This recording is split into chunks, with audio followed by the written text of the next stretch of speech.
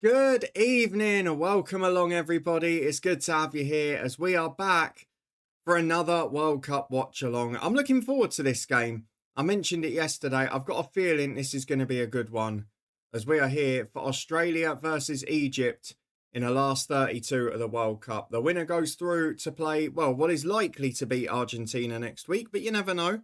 It could end up being Cape Verde if we get another surprise on our hands. Let us know what you think the score's going to be. I will get a quick poll going in the chat as well. It was fairly even from what I saw on the Discord. So I'll get one set up on both YouTube and Twitch to see who's going through. Good evening, Steve. Good to have you in. I hope you're keeping well. Australia, Egypt. There we go. 5 minutes. You can have an extra vote if you want. I got asked to swap games, so I'm now on the under-19s at Connors Key at 8:15. That'll be a shame if this is an entertaining first half to drag yourselves away, won't it? Especially if it goes to extra time too. But good to have you all in. Appreciate you being here. Thank you everyone who's joining over on YouTube as well. And the last watch along of the week, because the other one on Sunday, we're going to be live for the usual 10 a.m. and FM. I'm not staying up till 1 o'clock for an England game and then doing it on a live stream. I'll be fueling myself with takeaways and sugar, I can assure you of that. Let us know what you think's going to happen tonight. And who's staying up, apart from Steve, of course, if you're staying up for the night shift today, because there are a couple more games after this that are potentially interesting. I'll probably make it through Argentina v Cape Verde. I'm not sure if I'm going to make it through Colombia, Ghana, I'm afraid. A little bit late for me, that one. Dan, welcome in. Good to have you here. Let's get the poll up on YouTube as well. Who's going through? Excuse the keyboard. I will be staying up for the England game, but I will have a nap in the day and then we'll order a takeaway and plenty of sugar to get through the evening session. Yeah, I saw that, Dan. We were talking about it before with the Ange news. And it kind of puts the point that we were saying in the Discord for a few weeks now, which is, with the greatest of respect to Scotland, you're not going to go and get a Moyes or an Ange, people who are either in a Premier League contract or on a payoff from it. So hopefully it will bring a bit of sense and focus to the manager chase there. Pay the man Jambo. I don't think any FA in the world can compete with the Saudis, let alone the Scottish one. I think I might get up early to watch England at like 6 a.m. I'll be in bed tonight as well, up for the train to Cardiff at 7. Oh. So they are showing, Harvey, I don't know if you know, on the Sunday, they're showing a rerun of the England game on BBC Two as new at 7:10. So that is your alternative if you want that done, and then you'll still be able to go and get about the morning.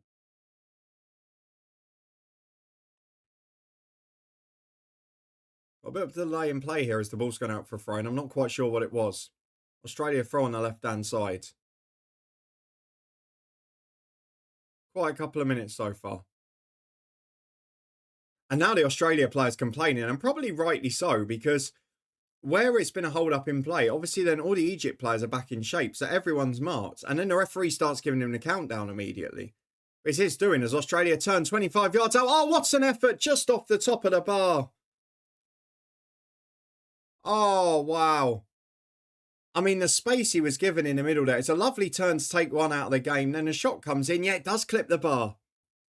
It's a wonderful strike. I would say that the keeper probably had it covered if it was below the crossbar, but that's one hell of an effort. Sign of intent at the very least. Let me get my work charger out of the way. I've seen it. I'll record it anyway. Absolutely.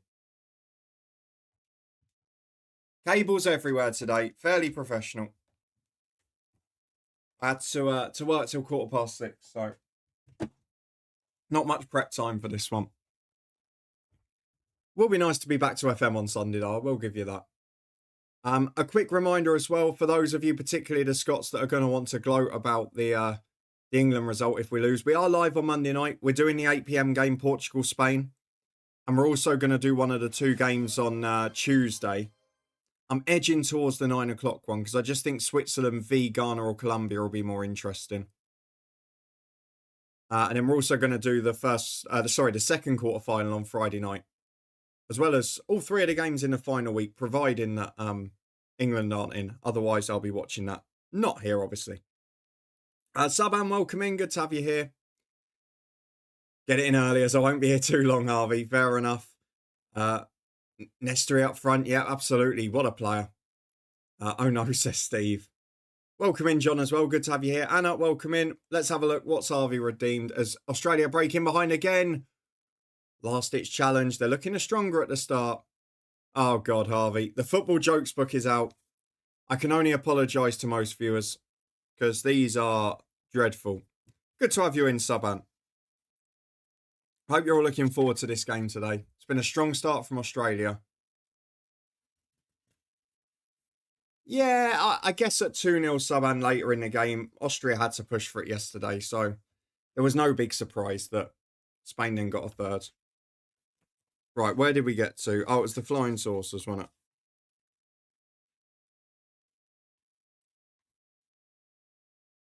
Oh, here we go. We'll like this one. Bit early for the non-joke joke, exactly. Yeah, a little bit earlier than usual today. Very rare we're earlier than 8 for an evening live stream, but here we are with the early kickoff in the World Cup. I'm hoping this will be a good game. It looks to be quite good so far. Australia, the aggressors. Yeah, Jed Wallace to Bristol City, Steve Cook to Wickham. There's been some bizarre EFL transfers today. Into July, it's all starting to open up, isn't it? I appreciate that, Sub. I'm glad you enjoyed it. We will be doing nothing this evening other than watching the football. We'll be back to FM26 on Sunday morning, but for now it is football only. All focused on the World Cup and Harvey's football jokes. Here we go. What's the difference between a flea-ridden dog and a bored football spectator? One's going to itch, the other's itching to go. There you go. Top tier stuff, Harvey, isn't it?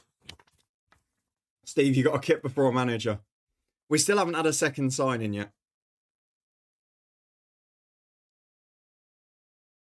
Soprides gone there. Pompey didn't want him back as we think he's past it.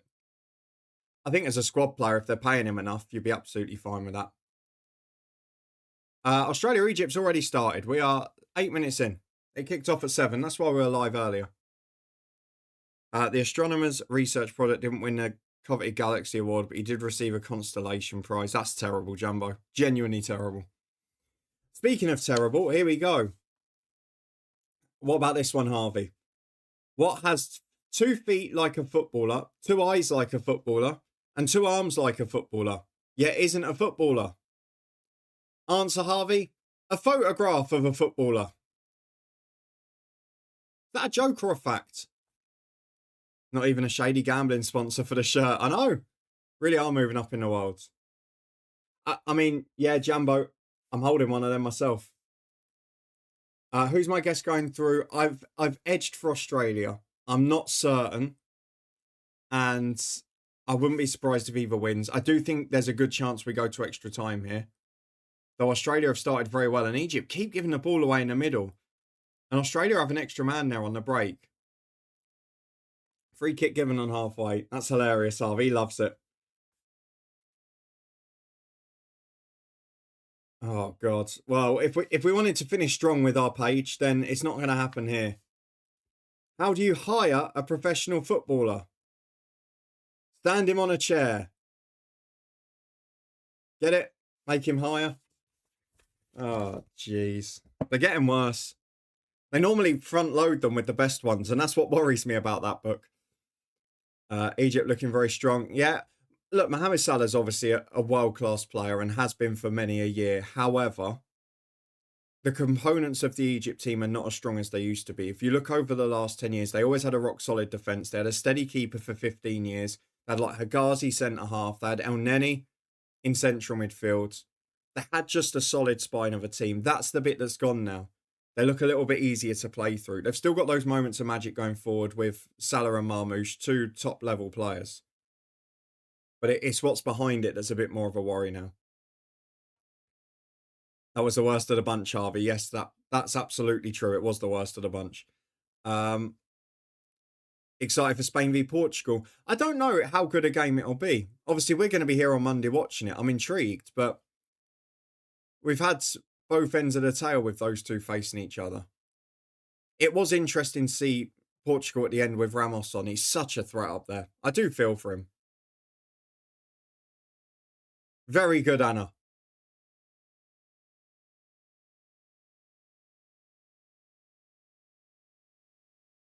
But yeah, I'm not sure about Spain Portugal. It's not the game I'm most looking forward to out of the last 32. Oh, for me, Spain win comfortably.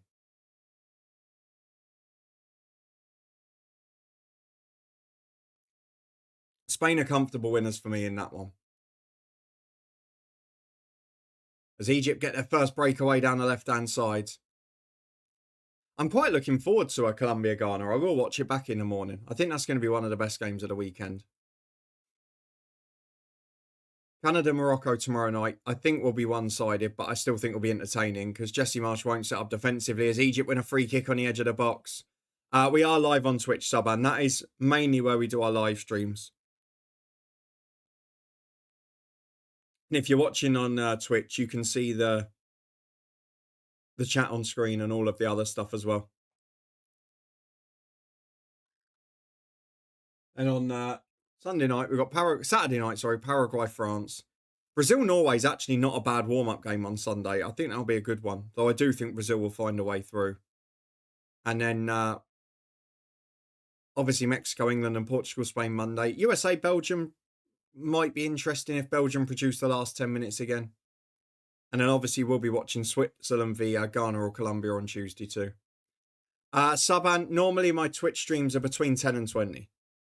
Nothing big. Nice and relaxed.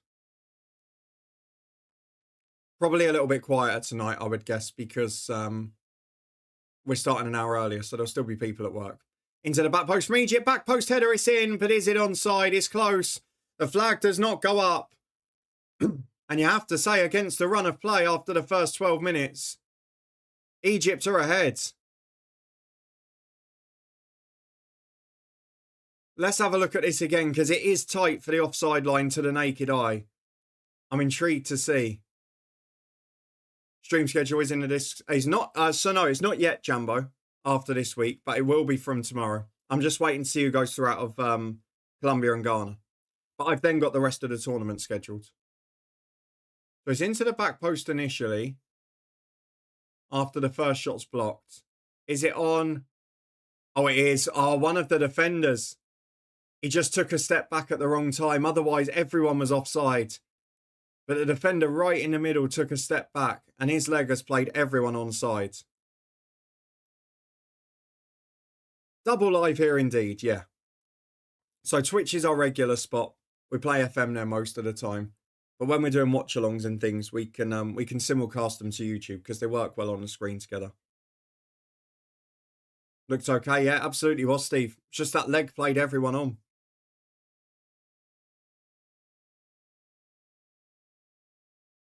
Oh, quick check. Crack on with the game. It's the right decision. I think that's the only thing last night is that people weren't used to VAR taking so long in this tournament because it's been good. I disagree, to be honest, but I think it's been better than normal. It's been quite quick.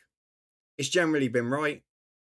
There's a couple of times I'm surprised it's intervened recently, but that's always going to happen in knockout football. And you're going to get VAR a lot. That's what it's there for, but it's not been too bad.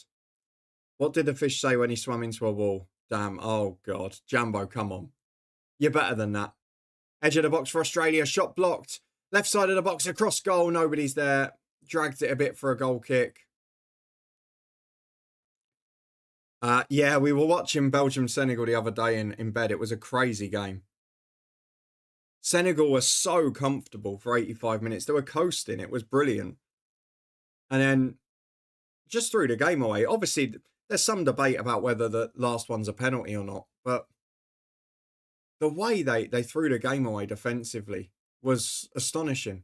It was such a comfortable night. Never has a team been in such a comfortable position in a World Cup knockout game and lost it. But yeah, you have to credit them. Lukaku changed the game again. I know he's not fully fit, but he makes such an impact for Belgium. Obviously, he's got over 90 odd goals, hasn't he? Which is some effort. Is he better than that? Legitimate debate. Good question. Jambo doesn't think so. I believe in you, Jambo. Believe in yourself to be better than that. Australia back on the attack immediately after the disappointment. They're trying to break through again, but that's one hell of a dive. And now Egypt can break, but they don't get clear. It's weird. They've got Salah and Marmoush staying really high and wide. So Marmoush is playing off the left, but they're both sort of standing on halfway. And that's why they're risking getting overrun in central midfield. But every time they break then, they've got this run over on the left. And Marmoush has got it one-on-one with the defender. Cuts inside him, goes for the shot, hits the defender, Sutar in the chest. Someone does. There you go.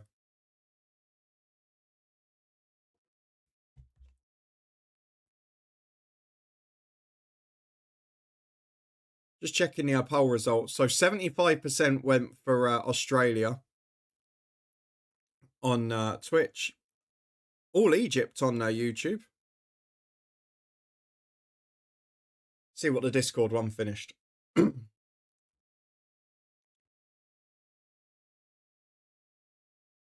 It is 2/3 to Australia.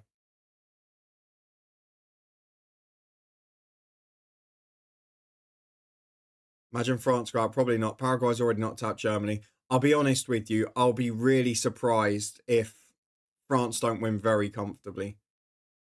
I don't think Paraguay have played brilliantly in any game. Germany were terrible in that match. Obviously, a little unfortunate with the VAR ruling, but they were terrible all game. They put themselves in a position. Paraguay against USA were really disappointing. They were gritty against Turkey with 10 men from 1 up, which they had to be. And obviously then did their job, but I think 100% of people will be expecting France to win that game.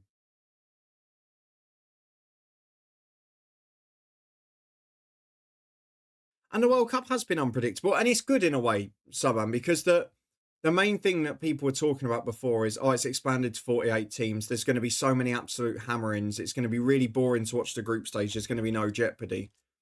And it ended up being brilliant. And we've seen the underdog stories. We've seen Cape Verde finish in second place in a group. We've seen teams that have never been out of the group before make it. The celebrations of the likes of Ecuador. We've got games where there's an opportunity like this for an Australia or an Egypt to go to the last 16. Same for Colombia and Ghana in the next couple of nights. So all 3 host nations making the last 16 is really interesting as well. So yeah, I think it's been an excellent World Cup on the pitch so far. And given what a lot of people had said about expanding before, I'm glad that it's worked out that way. And the same happened about 10 years ago when the Euros went to 24 teams from 16. And that's been brilliant since as well. So no disappointments here. As Australia trying to break through, and now Egypt a little bit more defensive.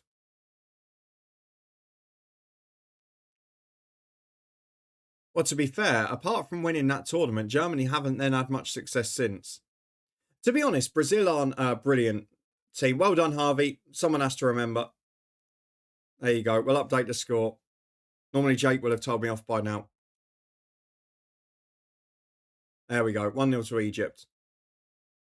Only 9 minutes late, Harvey, isn't it? Oh, 8 minutes, even better. Yeah, Brazil just aren't the elite side they once were. And Ancelotti has got his work cut out with them. He's an excellent manager, but they are limited, particularly in central midfield areas, in fullback areas. They've not got the quality they had before. Where's Jake when we need him? I'm sure he'll be back for the normal time ones next week. It's always my worry with the early watch-alongs, and it used to be the same when we used to do the Europa nights on Thursday, is sometimes you'd have a much better game in the earlier one, but then you'd also have the battle of, some people are going to be at work. Some people aren't going to be able to get in. Whereas tonight, we didn't really have a choice because I'm not making it to 11 o'clock and it's a game that could well be out of sight in 45 minutes. Again, a bit like what we saw with Ecuador against Mexico. Is it going to be one of those where there was such a celebration about getting out of the group that then actually the performance in the last 32 is a bit of a damp squib and they go out comfortably? Probably still celebrating the Xhaka news. It's always funny, the media tales, the to and fro, and you wonder how many of when they flip flop on news 6 or 7 times, you wonder how many of them are actually real and how many are just to get a story out of it. Is Pogognoni still the favourite for you, Steve? Is Egypt breaking behind again? I'm not sure if it was offside. It's been put wide of the post. The flag does now go up. It looked it. But on the break, those two wide players, whichever ones they are, it's different players every time. And he's only a yard off. They've got one hell of a threat. Half of just agent stories, exactly. You're going to see the 11 o'clock night one, Argentina. Yeah, not on stream, obviously, but I will watch that in bed before I go to sleep. I'm not going to make it to Colombia, Ghana. Last I saw was 1-3. So he's coming really quickly. Let's have a look. He's drifted a bit here, but then the current but odds still have Ange Postecoglou as third favourite, so tells you all you need to know about that, doesn't it? Obviously not updated this afternoon. Steve Cooper keeps coming in over here as well quite a lot.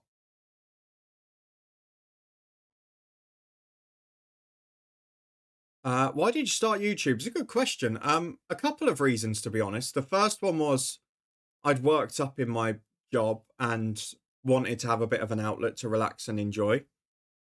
The second one was to connect with other lower league football fans. So I used to write on the Sports Interactive forums and that for FM before. I just thought, well, I'm already doing it. I might as well have a go at doing it on video. And it's worked out that way. There was a spell where I chased it in terms of, oh, I love this to be a job or whatever, or part of my job. And now I just relax and do what I want. And it's ironically been far more successful and enjoyable. So yeah, just to have a bit of fun on the side of work and the seriousness of day-to-day life. Steve, thank God that's not happening. Another one not happening. Yeah. I wonder if you'll actually have one in charge for the first day of the season. Oh, we've got the hydration break. And Egypt are ahead despite the fact that Australia had largely been the aggressors so far.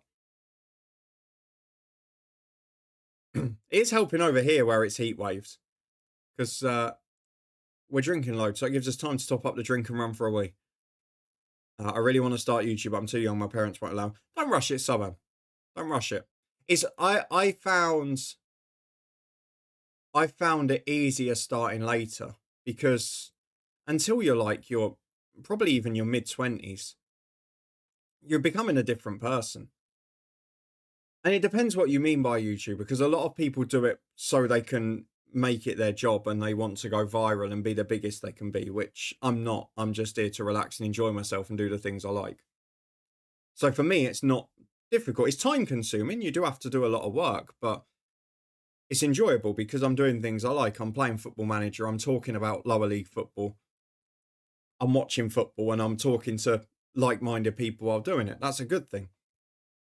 But it can be hard work and you can put too much into it or put too much stress on yourself. So I wouldn't encourage it too early.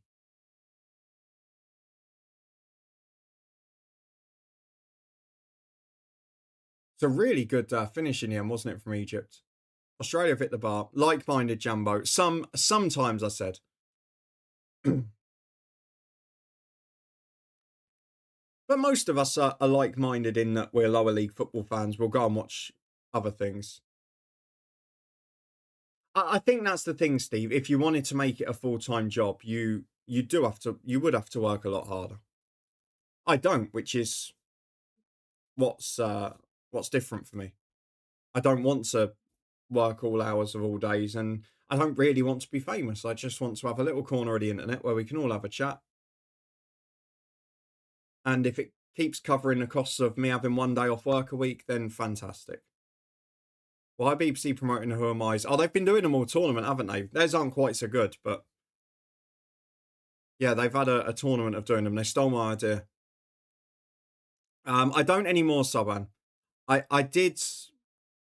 I used to play it a lot growing up, but I've never played it really on YouTube. I think I did once when I was about 2019, maybe, but I've always been a Football Manager person generally.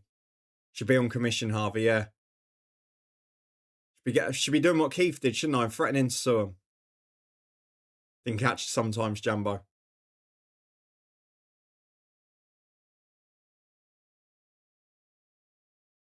I can already tell I'm going to have to get my spiel prepared for the day before the Scottish season. Kind of helps that I'm streaming the first game of it, which will be interesting. Unless, of course, the Welsh free-to-air deal comes along and changes it. No, I just don't enjoy it enough, Subban. It's sort of the rule I made to myself after a couple of years, where I did try to work it too hard, and that is I just went, I'm going to do the things I enjoy. And that's it. And that even this year, a lot of people haven't enjoyed Football Manager, and because they rely on it for work, they then didn't know what to do. Whereas we've just had a bit of fun, played some other games and done some other stuff. The main thing in life, you got to do what you enjoy. Keep yourself happy. What's your plans for the Scottish chat next season? A warning the day before the season, Jambo, with very clear instructions. And then I'd imagine probably a lot of bans when people can't help themselves. Hope, Harvey. Yeah, that's even better. That's an even better answer, isn't it? Just hope. No, I'm not going to hope. If people can't listen after 3 or 4 warnings, then that's it. I've been a manager. I've done the nice little performance managements and the encouraging and the retraining. We get to disciplinaries at the start of the season. Especially if I send a clear reminder the day before the season and then we get anything the first weekend, I'm just going to go mad. Have a hydration break, Harvey. Cheers. Oh,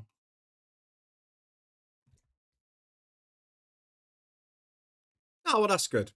But to be fair, Subban, especially towards young people now, the streams are directed to be short, some videos as well.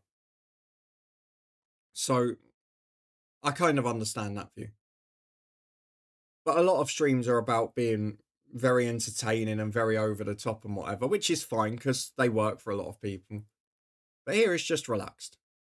I want it to feel like you're sitting on the sofa watching the football with your friends. That's how we act when we're here. Harvey, I might need to get my cards out. Yeah. I've still got my my old Respect Captain's armband. Might wrap it around my head for the first Sunday stream after the SPL starts. Yeah, we've got to chill.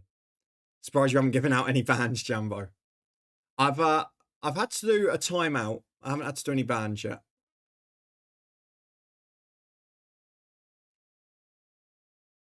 I'm sure it won't be long. Do you know what's ironic, Jambo? Is obviously we used to have it all in one chat before. Now we've moved it over. Very clear to see where the all the aggression comes, isn't it? Because the English football chat is lovely and relaxed. The other football chat's quite relaxed. The World Cup chat, when Scotland hasn't been playing, has been lovely and relaxed. There seems to be a pattern emerging. Was that the timeout when I post FM23 and FM26 beta day? I did give you a timeout there as well. I've done 2, haven't I?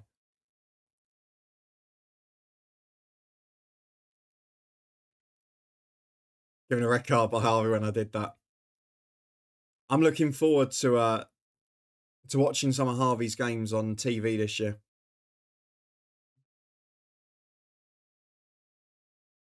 My name's Daniel, so that's the easiest one.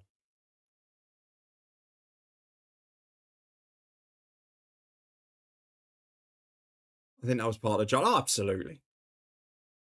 I don't mind having a bit of fun. But unfortunately, in the Scottish chat, you've got to tiptoe around it.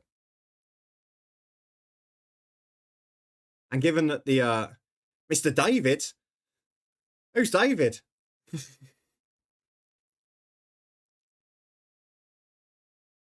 Right, Dundee United Rangers is the first game of the season. That's what we're watching, so that's going to be a laugh. I can't wait till I'm on a watch along. Yes, when Harvey's on a watch along, we'll be watching a game that Harvey's officiating in, and we will make sure that you get stick, Harvey. Every single one of your decisions will become clips, and we'll have it in the Discord the next morning to have a vote on.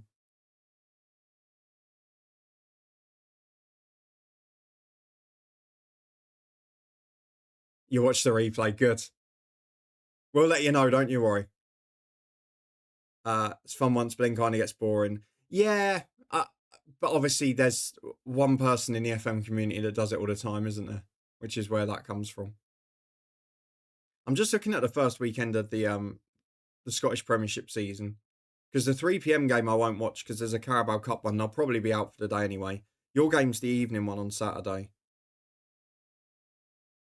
I'll probably only get to see the Friday night game, ironically. The post-game debate should be thorough. Well, what we'll do, Steve, is we'll do a unique concept. Is we'll do ref watch, but Harvey will be assessing his own performance rather than it being another ref or a retired ref. So we'll show the clips where we'll basically do it in reverse. We'll be discussing the clip on stream, what's been happening and Harvey's decision. And then we'll put it over to ref watch for Harvey to explain himself afterwards and assess whether it was right or not. Suban, I support Luton Town. It's my hometown club. We got to the Premier League a couple of years ago. That was about the end of the joy. But yeah, Luton Town are my club. That's my hometown, so I always supported them. Champions League, I always hope the English sides do well, and that's the limit of it. We've got an Egyptian player down injured, and he must actually be hurt because he's called the physio on, which means he's going to have to go off for a minute. Who do you support, Suban? I don't think I've asked that. I normally do when people come into the chat. So I was going to go to York Crawley in the preliminary round of the FA Cup that weekend at the start of August, but it's moved to Monday night at half 7. So that's not happening. And annoyingly, I was going to do Partick Thistle v Livingston the weekend after on BBC Scotland, but then they've put Middlesbrough Wrexham on ITV from the Carabao Cup. So I might have a choice there as well. Not sure which one to go for. And then the day after, I've booked my trains now, going to Fleetwood to tick that ground off on the 8th of August. Saban, I'm a United fan. There you go. So you've sort of joined at the wrong time for United, haven't you? Because you missed all the success. You'll be the first generation of Man United fans who can say that you weren't glory hunters because you were following them when they were average. We're lucky we don't have regular Celtic Rangers fans in here. Could you imagine? I think the only semi-regular Rangers fan we have in is Matt, but he's quite calm and reserved, like almost like an English football fan, if you like. So we don't really get too much bother there. Obviously, one of my closest mates is a Rangers fan, so I get plenty of chat about that. No, I don't think we've got any regular Celtic fans. But that's the thing, isn't it? Most people are fine. And I get a couple get carried away in the emotions, but then in those situations, if you know that's a weakness for you, just wait till an hour after the game and cool down, you know?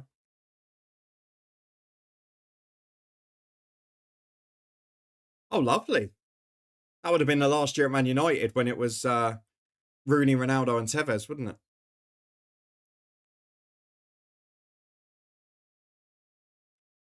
It's always a good claim to fame when you're a teacher if you can say, I've met someone really famous. There you go. Especially if it's an athlete or a music star or something.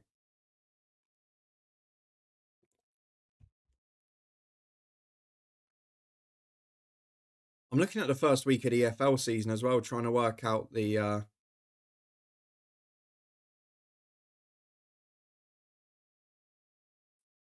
plan. Wish me luck tonight. I'm off to ref. Harvey, have a good one.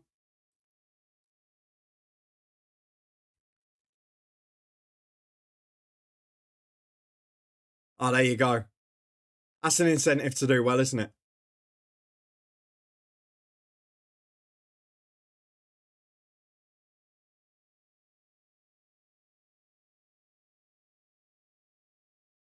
I'll say, you can only focus on yourself.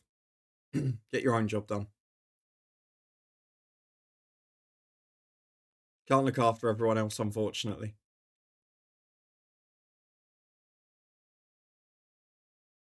Game has been a little bit quieter. It's generally been all Australia. They've been on the front foot for most of it. Obviously, Egypt looked the front on the break. They've scored the goal, which is the main thing.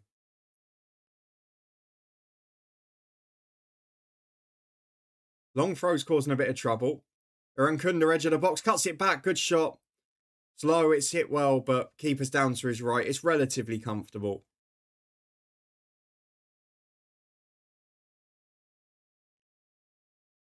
Have a look. It does go through one body, but it's pretty close to him, so he had plenty of time to react.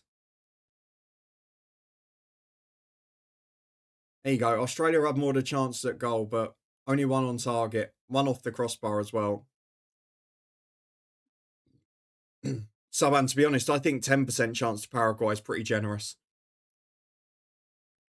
I would argue both Argentina, Cape Verde tonight and France, Paraguay are sort of maybe 98 to 2%, maybe. But who knows? We may look silly in a few days. The beauty of football, isn't it? I thought Switzerland played really well last night. I know there wasn't too much competition, but they were very well controlled. I thought they were good. The second half of Portugal Croatia was interesting, but I think it was the best quality game. Oh, Aaron Kunda trying to get in behind. Keeper comes early again, does really well. Cape Verde must win, Steve. So I think in Paraguay we've probably had the shock of the round, if you like. And then in Belgium we've probably had the comeback of the round. Yeah, it's been a bit of a quiet game, hasn't it? But I think that's sort of to be expected with this. It's two, let's be honest, overall lower quality sides that see this as a massive opportunity. And I think both want to stay in the game. Australia, Barria and Kunda don't really have that top quality in attack. And Egypt have, but then they've got to protect the defence. Oh, it's a lovely turn to win the free kick, though. And my heart saved Jambo on FM26. Wilfred Nancy is Dundee United manager. Brilliant. Yeah, it was never one of those games where you're going to get a massive moment. Like you've not got an Mbappe, a Kane, a Haaland, someone like that on the pitch. So I know Salah's there, but he's playing from a wide area and there's not a huge amount of service.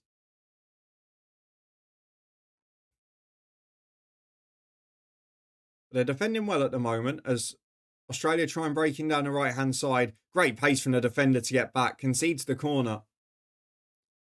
You feel Australia need to get level before the break.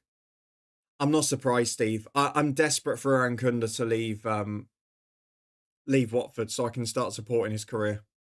Because I'm not really able to publicly say, oh, he's a brilliant player. I absolutely love watching him play, but I do. But yeah, I saw that he was linked with a couple. But then I did see that whole bid 10 million, which was ambitious to say the least.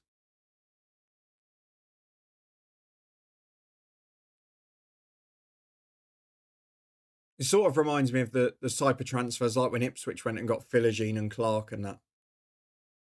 Those sorts of things.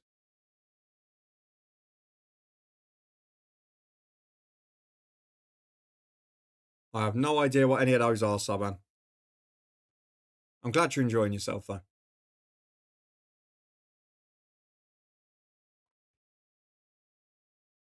Really weird that Egypt aren't pressing high at all. Australia are getting frustrated, though, and like that, they're just going direct over the top, getting completely lost. So the frustration game starting to work. Egypt just waiting and taking their time. It'll be interesting to see what the Scottish chat is like come the start of the season. I think the start of the season it'll be very busy and full of conspiracy theories. Then after a day it'll be very quiet, Jambo. We're probably just me, you and Macca having a chat. Would be my guess.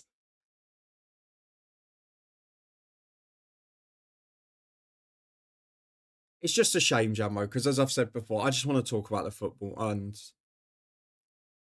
there's only so many conspiracy theories I can live with. Oh, now that's a question and a half. Favourite foods? Too many to choose from.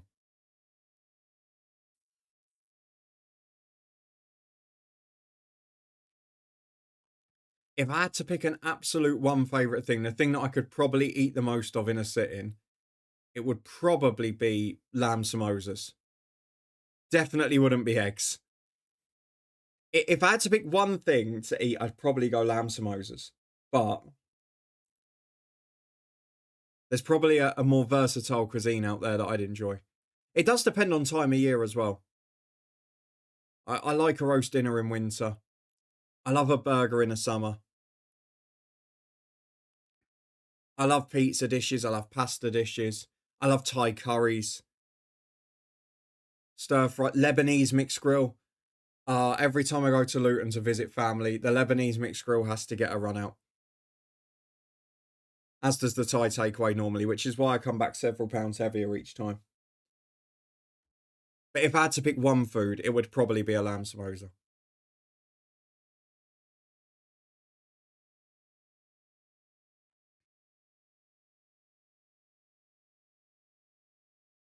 Yeah, and that's the thing, Jumbo, isn't it? It would be all right if it could be just have your opinion and then crack on.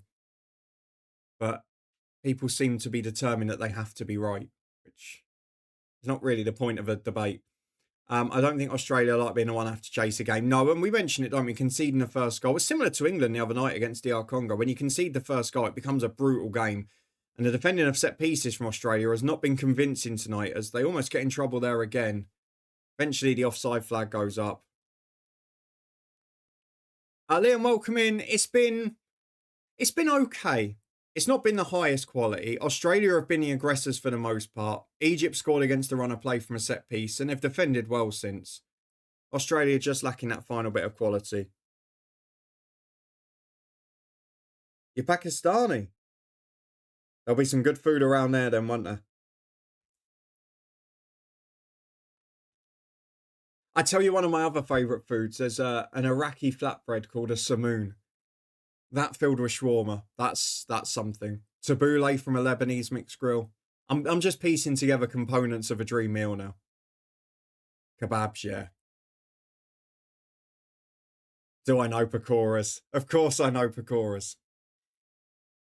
Yes, Indian side dishes are a weakness. Let's say that.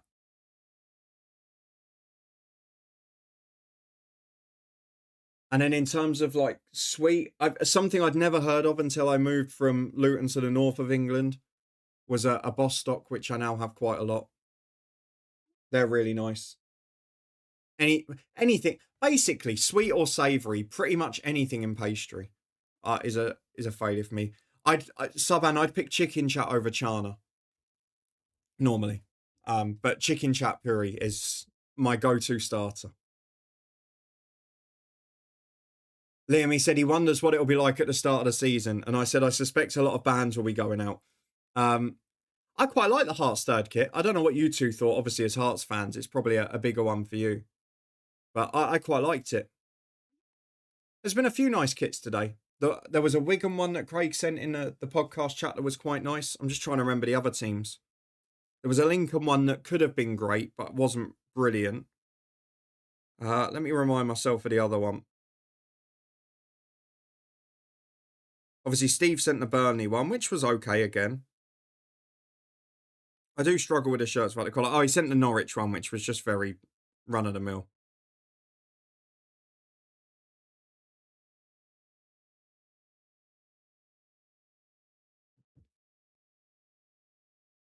It's nice, but Twitter doesn't seem like...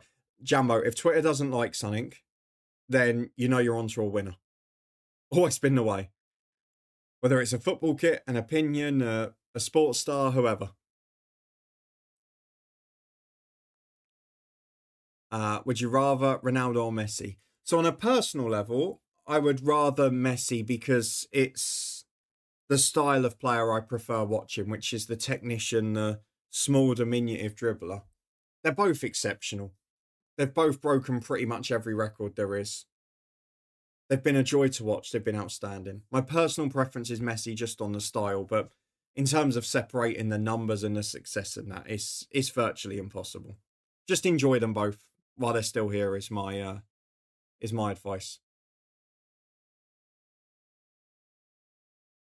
Soccer welcome in. On this day in World Cup history, 1990, Argentina needed pens to squeeze past host Italy. And in 98, Italy fell to penalties when Di Baggio hit the crossbar against France. 2018, this day, yeah, I saw that earlier. England broke their penalty curse against Colombia.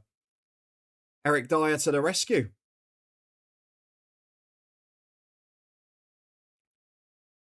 Reserving judgment so I can see the actual colour. Yeah, it's always hard because the kit release videos, they're always done in dark background lighting, aren't they?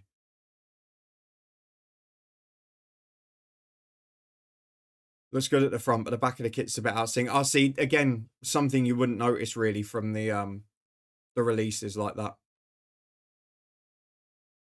In 2010, Diego Maradona saw his team's manager completely unglued by Germany 4-0, yeah. It's such a strange year, that wasn't it? The 2010 World Cup, we mentioned it the other day. Obviously, it was the outlier for poor, low scoring games, but it was also a weird World Cup, wasn't it? Buffon always in goal for me. Buffon and Casillas in my lifetime are the two that I would pick, and Gabor Kiraly, but that's maybe not for best. That's more nostalgic. Into the front post for Egypt, flicked on. Second man can't get there. Salah did well to get something on that. Yeah, it's the could have been according to his sister. Let's wait and see what the truth is. But again, they're through now, so he'll play next week. They definitely look more of a threat with Ramos, though. Lastly, would you rather Omri? Oh, Omri, definitely. Thierry Henry is one of my favourite Premier League players to watch of all time. Although my favourite when I first started watching football was Zola. The Wigan Athletic shirt is made locally by O'Neill. It's a throwback to the mid-80s shirt. That's nice. Yeah, there's a few old school ones. Like the Lincoln one is a throwback shirt as well. Stevenage have done one.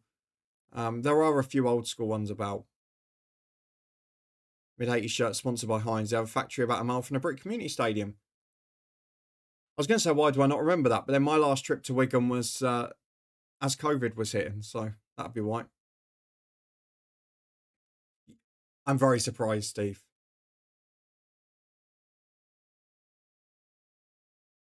I think we all know, Liam, because I've had to delete several messages where the topics have been broken. Fingers crossed they won't be. As I said to Jambo, the day before the Scottish season kicks off, I'm going to send out a reminder. And if there's any conspiracies the first weekend, then we'll have to start taking action. But touch wood, every other chat has been a joy. So hopefully, once the season kicks off, it'll all be focused on the football again. Neuer or which Martinez? Emi Martinez. See, Neuer was the better goalkeeper in his peak, but I'd always rather a Martinez because Neuer just makes me scared. Ball into the box, Iran Kunda can't get anything on it. A keeper that plays that high off his goal line. Yeah, that's a good point, Liam, to be fair. The Jabulani was part of it because there was a whole intrigue around it, wasn't it? Jambo, I'll be copying and pasting the message as my pre-season reminder, which includes all of the above. Yeah, Argentina Martinez, for me, Neuer's probably the better goalkeeper, or has been. But I would go for that. Hearts customer service really confused me. Hang on, I've lost it. Especially for clubs tries queries. They respond in 5 minutes or not at all. Get the priorities. Let me guess, they respond to the ones in 5 minutes that might cost them money. Got a minute and a half to the break. It's absolutely fine, Liam, about how the refs do the first weekend, but even if they make mistakes, it's not going to be conspiracy theories and cheating and all of that stuff, or abuse.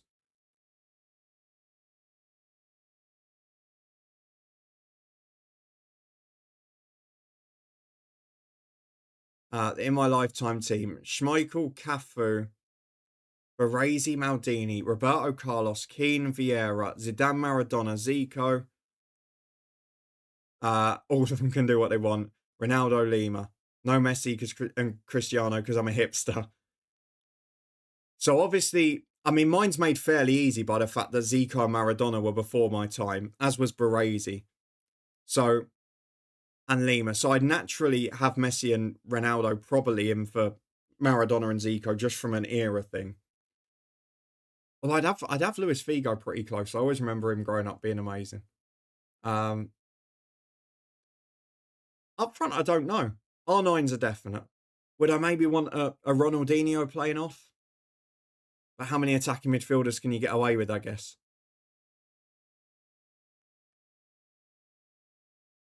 Or do we put Emil Heskey in there to gel it all together? Someone for everyone to play off.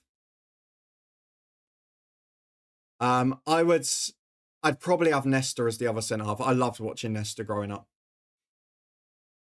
I'm trying to think of others. Steve McNulty gets a shout out. Definitely a Steve McNulty shout out. But no, I'd probably go for Nesta.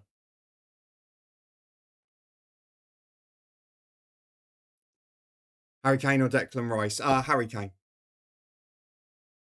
Harry Kane's the best England player in a very long time. Imagine that team in its prime. Just forget it and give up. Exactly. Harry Kane. Going to Bonnyrigg tomorrow. Nice. I'm going to Musselburgh. Hydrate side. Cheers. I'll be topping it up in a minute as well. Welcome inside too. Good to have you here.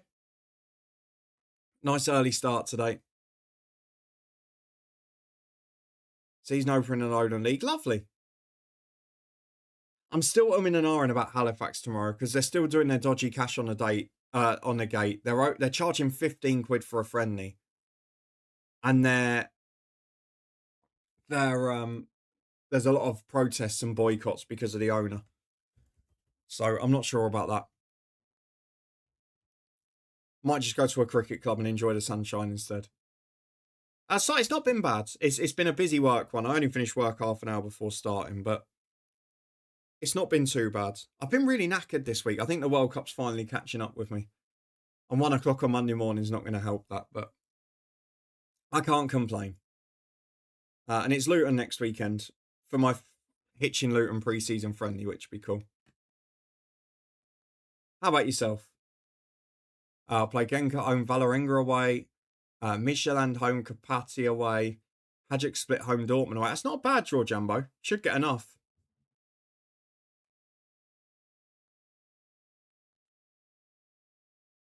No worries, Liam. Have a good one. Kept the streak going. That's the main thing. Have a good time. Subhan, no stream tomorrow. We are live on Sunday morning. Sunday morning at 10 a.m. That's FM though, so it might only be on YouTube if I can't find... only on Twitch, sorry, if I can't find a way to get the FM to show nicely on the YouTube screen. But we are live on Monday and Tuesday evening. 8 o'clock and 9 o'clock watching the round of 16. And possibly bemoaning England's performance from the night before. Have a good one, Subham. Soccer 8's alternative team in my lifetime. Neuer, Irwin, Nesta, Stan Marcelo, Iniesta, Pirlo. Pirlo. I didn't put Pirlo in. I feel guilty for that.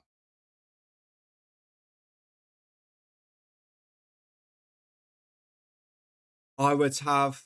Do you know, the goalkeeper I always thought was most underrated was Van der Sar. The reason I liked Van der Sar as a keeper is not because maybe he was the best in the world, but he'd made everything look simple. There were no theatrics. There was no camera saves. It was just, it's an easy job. I'm going to make it look easy. And maybe that's a prime bit of goalkeeping as well. See you later, Subham. Been a quiet week, side. Good. I'm looking forward to after the World Cup and probably the weekend in Luton as well. Be a couple of really quiet weeks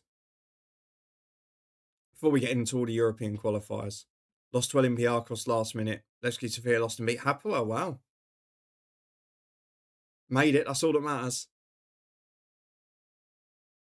Yeah, some good teams there, Socrates. Dutch 4-3-3 with a sweeper. I'm trying to think of any obvious ones I've missed out. I always do that in these situations and then go back and go, but I love this player.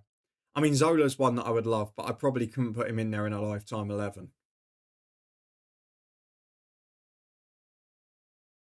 Yeah, the Ajax team in the 95. Obviously, until they all got poached, briefly, that Fulham team in the early 2000s. Obviously, Van der Sar and Saha went off to United. You had Finnan go off to Liverpool and win the Champions League. Malbronk was in there. Legvinsky was in there. Steve Marley was there for a while, wasn't he? Like, they had some brilliant players.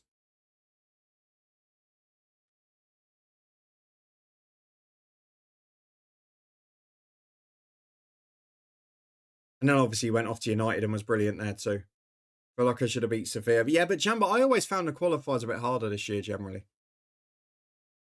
Tadcaster is hard to get to. Tadcaster playing Scarborough at Tadcaster this weekend. Oh, that's an interesting one. Is that tomorrow?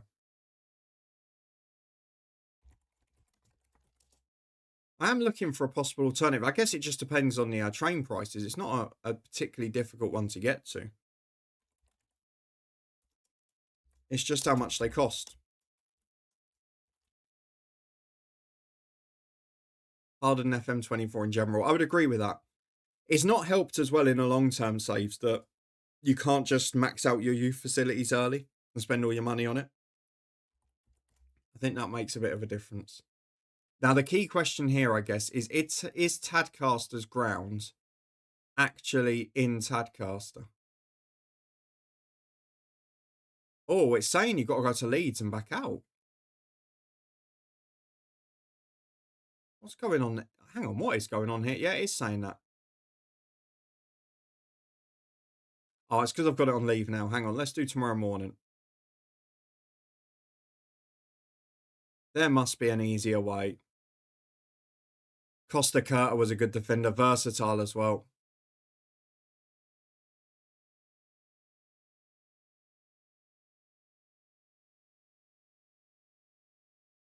So the train routes are long. If we pick the... they're saying I can only get a bus from Leeds, which is a bit of a ball ache. Or I can go and train it in and out of York. It's supposed to be quite a decent place. Where's the ground, though? This is the key. I can't actually see the ground in there. Let's have a look. Tadcaster Football Club. Tadcaster Albion, isn't it? Oh, it's pretty near. Or is it? What it's pointing me to doesn't look like a football ground. Let's start again. Evening, Macca. Good to have you in. How are things? You got your pre-season game tomorrow? I presume you'll be doing a Dundee United one the week after as well, will you? You're 44, so I've got a huge pool to pick from. Yeah, my football starts at probably the 99-2000 season. Seedorf, God, yeah.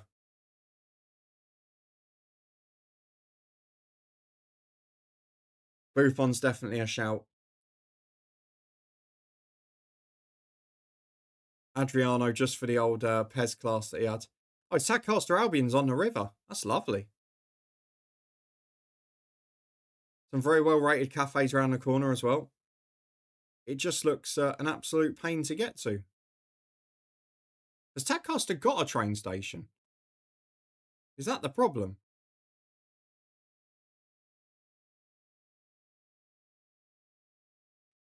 That might be the issue. Sound has gone very quiet for me. Have I done something? It's still showing as the same volume for me.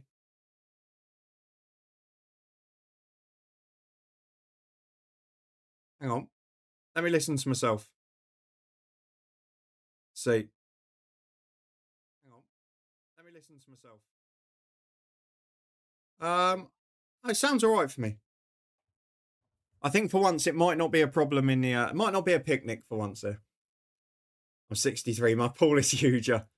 There you go. Battle of the generations here. Unfortunately, Si. Right,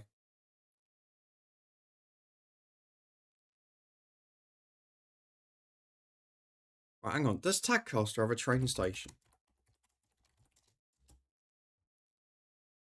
No, it doesn't. Ah, that's why the problem is. There's one 4 miles away. It leads 15 miles. So a 15-mile bus journey. That's pushing it, isn't it? I'll have a look, though. See what the price is. Because if it's only £3, we'll be all right. What, does it still count as West Yorkshire, or is it edging into a different region then? North Yorkshire. Takes away the day bus ticket. I'll have a look. See how long it is. There was controversy over the Dundee United game. Went to book my ticket only to see my season ticket seat had already been sold. Typical shambles by the club. Then checked last night and it was available again. Oh. So does that mean you can go? Which is the key. I've got pretty much all up to the end of August booked now with Hitchin Luton next week. I might even go down to York Sunderland, to be fair, in a couple of weeks. Then at the start of the season, Fleetwood Chesterfield in the League Cup, Reading Luton in League One, Luton Notts County League One, and Grimsby in September. There was one other one as well, but I can't remember what it is now. I'm back down for Luton on the 19th as well. And I'll try and get a Guiseley game in. I want to get to Boreham Woods away games at Harrogate and Halifax if I can.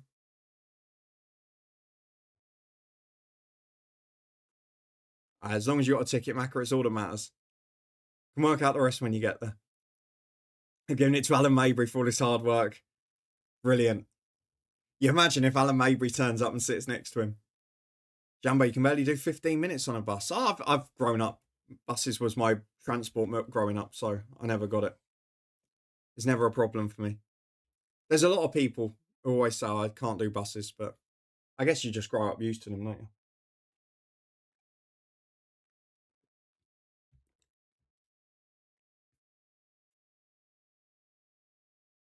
Let's catch up.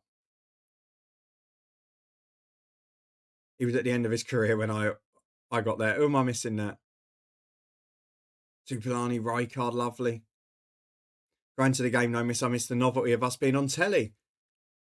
It's an enjoyable one, but there's nothing that beats being there, is there? Let's be honest. I bought stuff in the end of sale for Hearts, like 70 quid. They said it was sold out a few days later. I looked at buying other things in that category. It's the same stuff. It arrived. Oh. I've never really been a club merchandise man for whatever reason, but just not been a thing I've got in. Hassan Cashflow, eh? There's a bit of an early 2000 sticker book rollback. All right, I suppose I better go and take the break, hadn't I? Because we're nearly at the end of half time here. We've got 4 minutes of it to go. We'll go and top up the drink, do the usual stuff, and be back in 3 minutes. Stick with us. We'll have plenty of chat. We'll talk about the later games as well, as they're just replaying fouls over and over again. See you in 3. Thanks for sticking with us. We'll be back in a couple of minutes.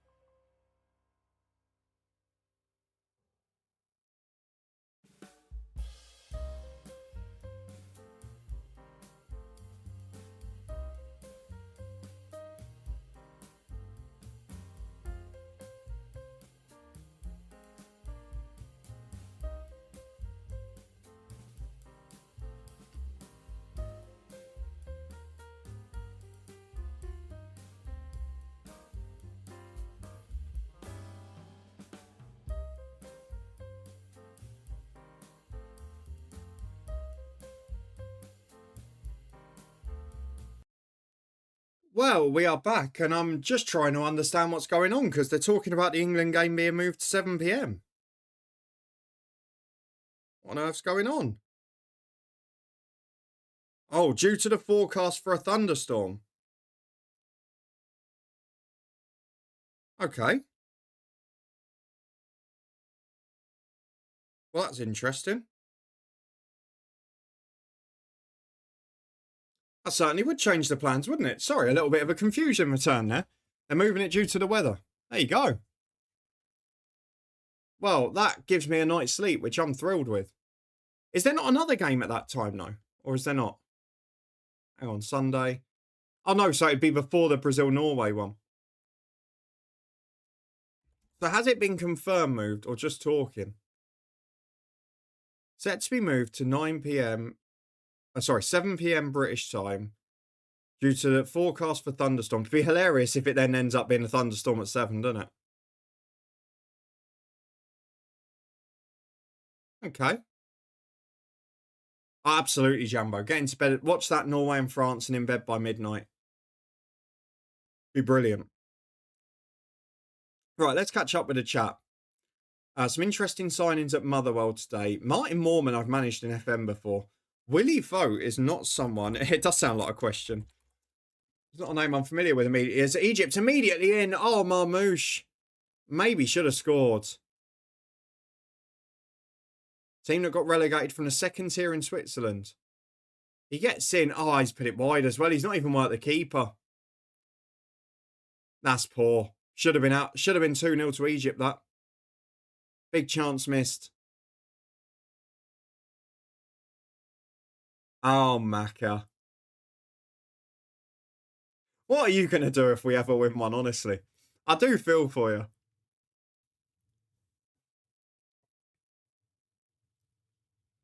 At least by the time it gets to the latter stages, if England do get through, you'll have Sterling to distract you.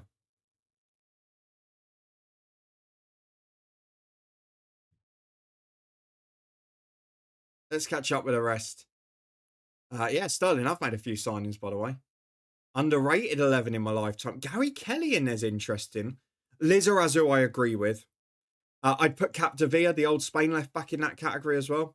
Because he was sort of the one that was always highlighted as the weakness of that Spain team, but he was excellent. Javier Zanetti, I wouldn't say is underrated. He was a superstar. Raquel, that first FM where he had 20 attributes for nearly everything. And he carried that pretty average Villarreal side.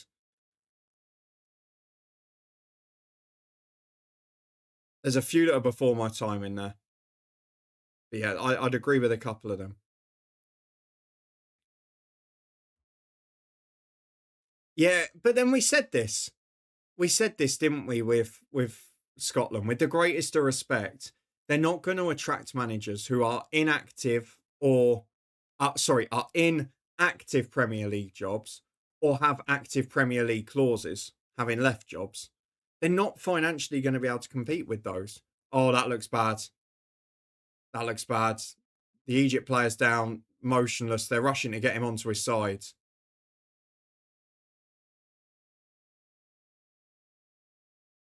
I tell you what, considering the concern the players were showing, the physios could not have got on much slower there.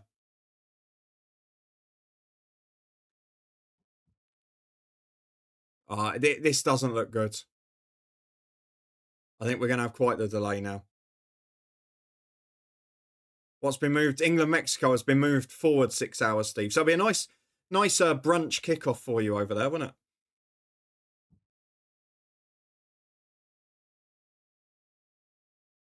Never moved France in New Jersey for the same thing. Hey, Macca? They just want it to come home, don't they? But yeah, on a serious note side, to compete there is a very big ask. Because you're not going to get an Andrew of Moyes contractually. He's up on his feet very quickly. Oh, he's all over the place. He can't carry on here. They cannot let him carry on.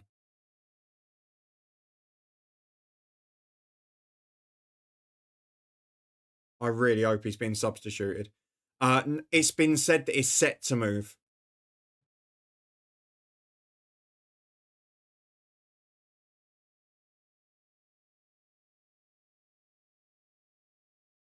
He's not staying on and carrying on. He can barely walk in a straight line. Oh, I'm sorry, this is ridiculous with the concussion protocols. That he can't be carrying on there. He's up within 30 seconds and carrying on.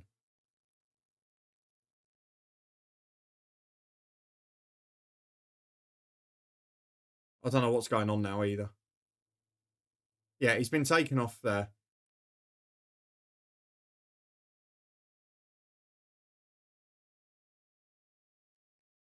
As the doctor pulled him off there. He's got to go off.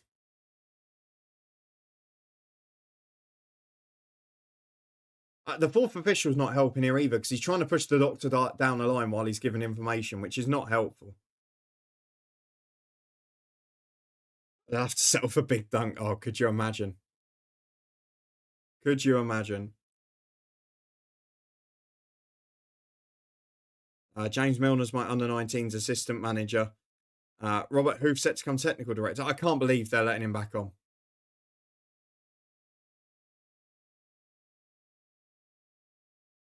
We can't have a situation where people are going out cold and then getting back on the football pitch within 30 seconds. It's ridiculous.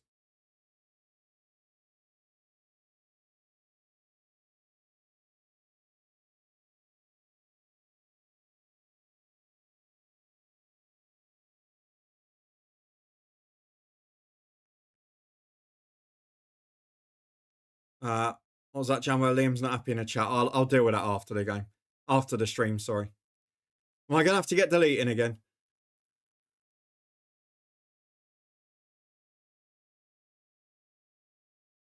Well, because there's a couple of... We've mentioned this before. There's a couple of Scots that I'm pretty sure are more worried about England losing than they are Scotland winning. As is the case with a lot of teams. I thought protocol should stop this happening. It really should. This is not right that he's carrying on here. I mean, even when he got off, he went off very got up, he went off very groggily, and I'm watching this again. The ball's coming towards him now. Not going to help his team either if he's at all disoriented. Ball's into the back post. He's just headed it away now. And if the bloke's got a concussion, all that's doing is more damage. This is exactly what we should be avoiding. Not deleting territory yet. I'm sure it'll get there. They've been lax with concussions at this World Cup. Yeah, and head injuries generally.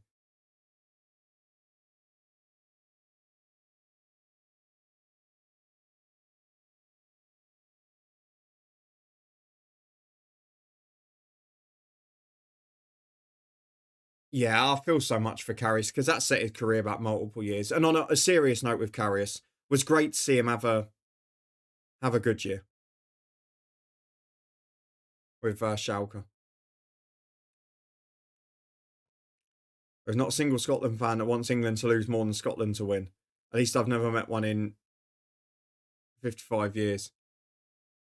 I'm pretty sure one or two have admitted to it in the Discord, Macca. But you're like me, like most of us in the chat. You're from a different generation, which is there are unfortunately, and I go to club football as well now. There are people who we saw it sort of with the Spurs Arsenal situation a couple of years ago. We've seen it with Celtic and Rangers last year. We've seen it plenty of times. There are people now, there are a lot of fans now who are more worried about their rivals losing so they can celebrate someone else's failure than they are about their own team winning. It's scary. I appreciate the two can be mutually inclusive, but we have reached the stage, I'm afraid, where some are more worried about their rivals losing. It's really sad. People just want to celebrate failure these days.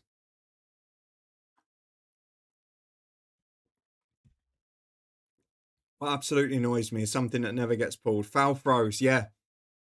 There was one the other year in the Premier League. Bernardo Silva got one against him. I was like, that's the first time I've seen that in a good half a decade. And then I think he got two in the same match.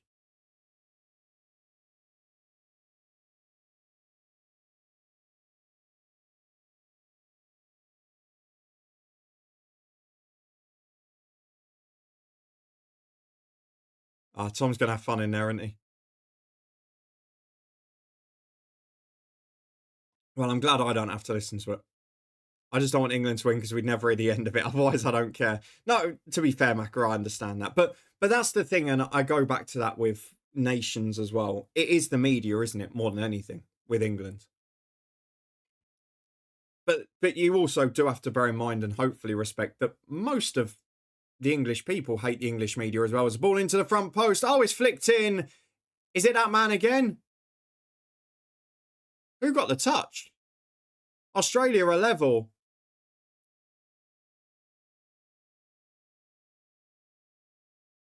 I'm trying to see who got the final touch in the end. It's well worked. It's flicked on at the front post, and we're 1-1. Unless there's a VAR. I've gone early this time, so I don't forget. Hibs fans wanted to lose to Celtic to stop us winning the league. Yeah, and Rangers fans wanted alternatives as well. There's always been that. Oh, there's nowhere near offside. But what about the second one? Oh, is it an own goal? I think it's the lad who had concussion, you know. I think it is. Oh, it is. Well, I mean, we've all said it. The lad who was down injured, he's facing the wrong way. He's headed it into his own net. There's no touch from an Australia player at any point. It is straight off the head of the number 3 who was out for Egypt a few minutes ago.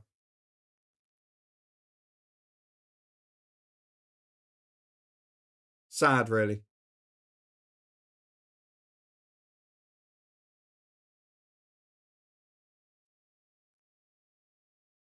It's the media and social media that's the problem for England, for me. Yeah, I agree. This is... It's not even the Egypt manager's fault, is it? It's the Egypt physio and doctor's fault. This is a farce.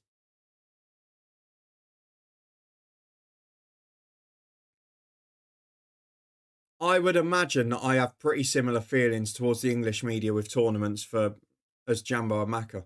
So I was getting in a strop about it the other day, and Tom and Greeny, my mates, were telling me to light it up. It does my head in. What you do have to try and respect, though, is that most of us hate that as well. But of course, those that get on board with their media narrative, they'll show to make it look like the whole nation's on board with them.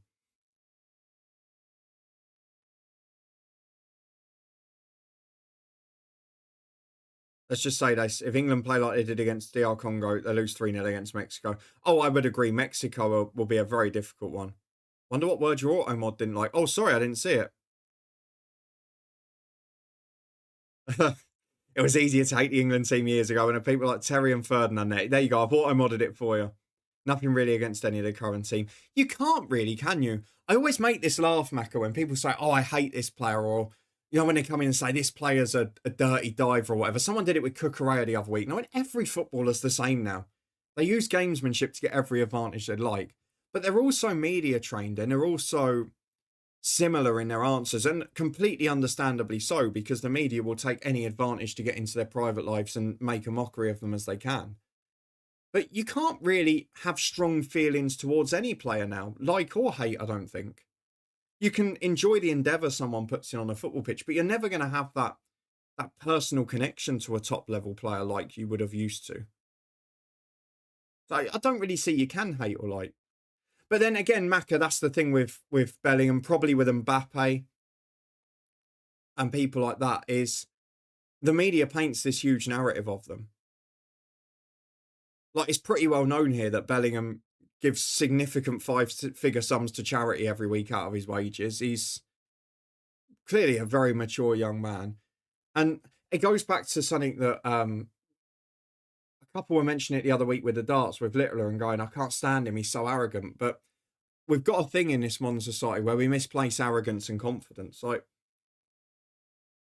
arrogance is when you believe you're better than you are and you can't back something up. Luke Littler has backed it up. Jude Bellingham quite often backs it up and has gone to one of the best clubs in the world and made an impact. What I don't like is when you've got players who are nowhere near that level who come and do the same thing. And boy knows there's plenty of them around. I don't think half this England squad gets into the 1990 squad. Well, yeah, I can't disagree with that because none of the back five is really is really brilliant. None of the back five would get in man for the 2000 squad. Every member of that defence was better. The centre midfielders were probably better. There's none of them anywhere near Brian Robson either. Joey Barton, yeah, there's plenty of examples. I mean, I don't know if he was arrogant or nasty.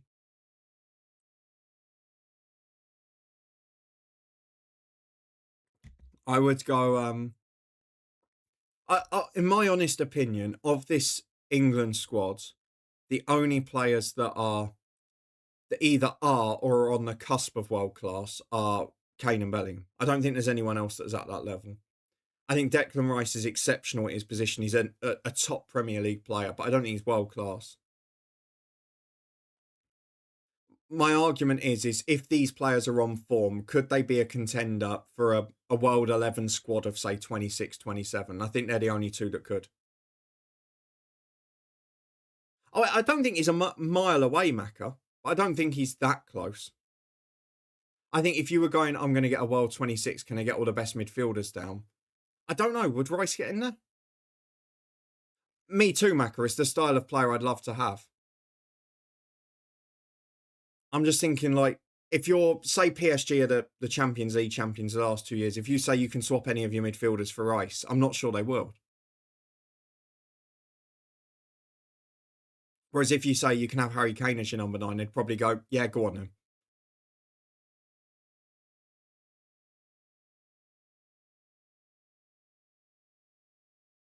I mean, the back five's a write-off. The only one, the only world-class player in our last generation defenders, Stones was briefly, but he was never really consistently fit. But the only player that was top world-class was Walker in his position for a few years. His set-piece delivery has become world-class. That's a fair point, Macca.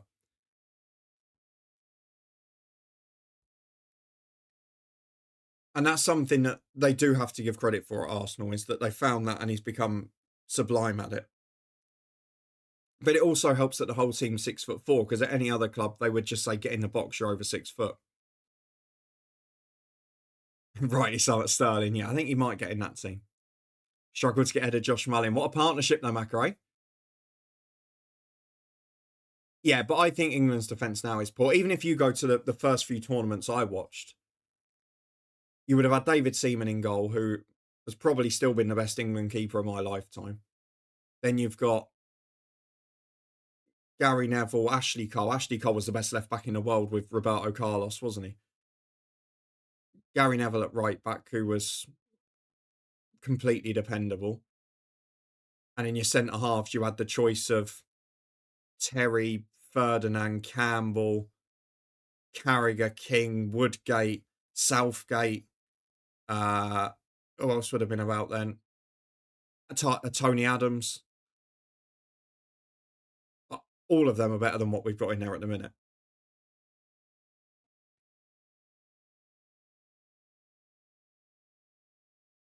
It is ironic though, isn't it, Socrates? I know he's a very different type of player, but our best right back's at home. There's no argument about that. And it's another one of those media fallacies about, oh, Trent's a terrible one-on-one defender and Jed Spence's a brilliant one-on-one defender. Go and look at every single metric for it. If you want to do data, there's not a lot in it. Trent's slightly inferior, but then he's playing in the Champions League, so what can you do? If Ledley King was able to train, he was so good. Genuine brilliant. I think England regret leaving Palmer at home. I know he's not had a great season, but he's miles better than Madueke.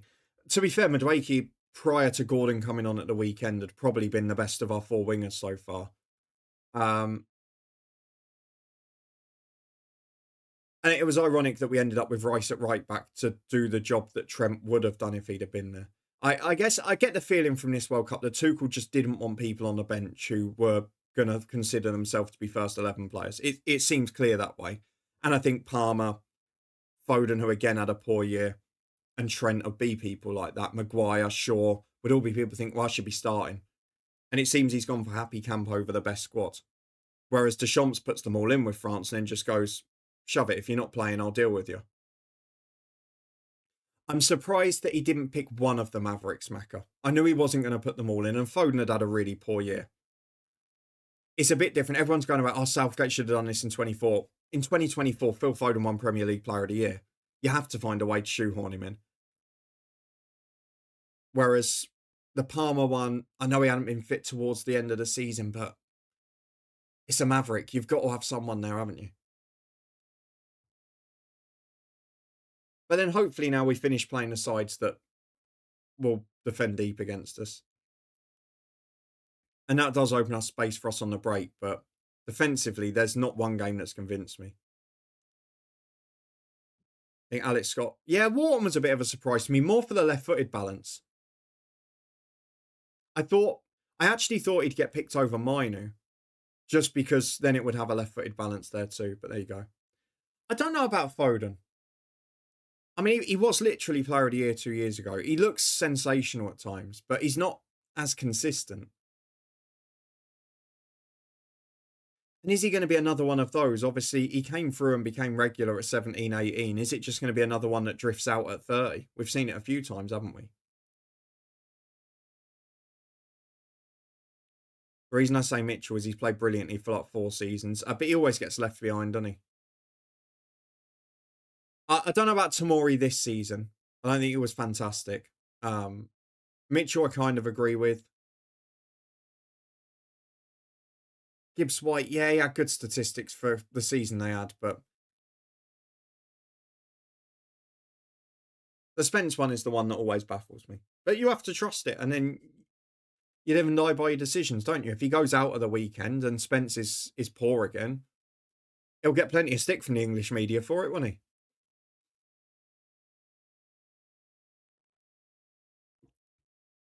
It's an interesting thought, Si. I get the impression if Maresca gets his way, we might find out the answer to that in a year or two. Because I think he'll be angling to try and get Palmer back in. Obviously, Anderson seems to be going there in the deeper role. But then maybe it's the chance now with Bernardo Silva gone, with Rodri potentially going to rebuild a new midfield. Gundogan, De Bruyne are all gone. Yeah, Socrates, we did say it in the Discord before it started. As I really had a feeling this was going to be one that went to extra time. My view's not changed on that, I must admit. They're still not taking that lad off, are they? No, they've made 2 subs and they're not taking the other lad off. Yeah, room for the long shift today. I will have to make the most of the hydration break in a minute as well, because Amy had rudely gone for a shower when I took my halftime break. So I am rather desperate for a slash.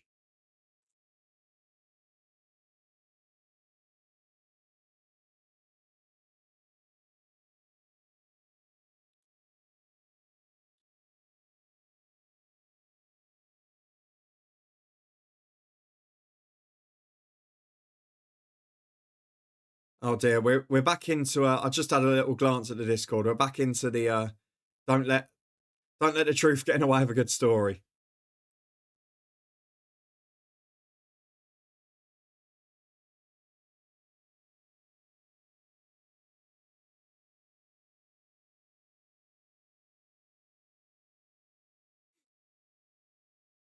I had Australia winning it. Just feel Jackson Irvine would be a bit of a difference for the Sockers. I had them nicking it as well after extra time. And obviously, I did hit the bar early. They've generally been the aggressors.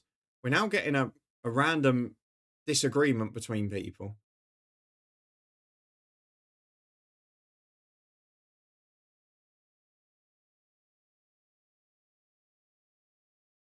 Colombia, Ghana overnight. This stuff should be kept up for a laugh. Just like, I know it's hard when, due to your circumstances and situation, you end up with a lot of time on social media and whatever, and not interacting as much in workplaces and things. But do you really believe that FIFA are moving a game to benefit England? FIFA, who famously have debunked every World Cup bid we've tried to make for the last 40 years. The president of whom called our fans yobs before the 2022 World Cup and then had to retract. You think FIFA are doing things to benefit England against the host nation Mexico, who are giving them free hospitality for the whole month, who they accepted a bid from? I mean, really? Yeah, like people, it must. I get to the point, Jumbo. I think it must be shtick. Like, he can't genuinely believe that. Like, I get the laugh, haha, it benefits England, or oh, you got lucky there, or whatever. But to genuinely think, do you know what FIFA are going to do today? They're going to do everything they can for England to win the World Cup. Because we've seen so much evidence of that. If there was going to be any corruption in anyone winning the World Cup, the US would have already had their name etched on the trophy, I can assure you. FIFA rate England more than Liam, exactly.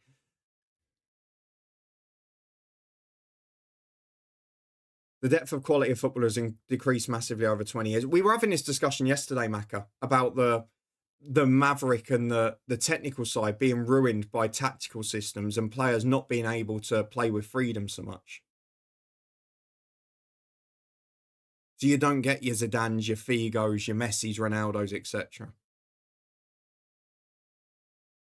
It's all about the players who can fit into positions and be machines, if you like, now. Hey, Jambo, yours are tame compared to this stuff. I don't know, it feels like it's just getting worse at the minute. Right, I need to very quickly go and take the breaks. It's nearly over. I'll be 1 minute.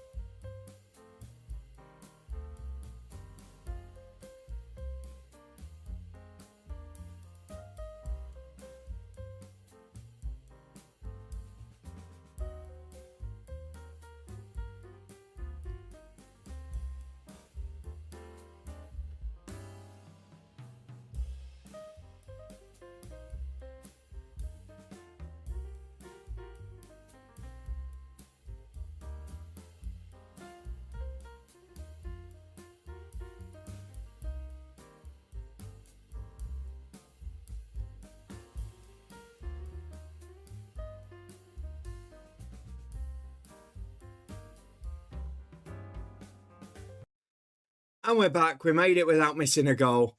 In Scotland, we would say there's a lack of Gallus players. I'd never heard that term before.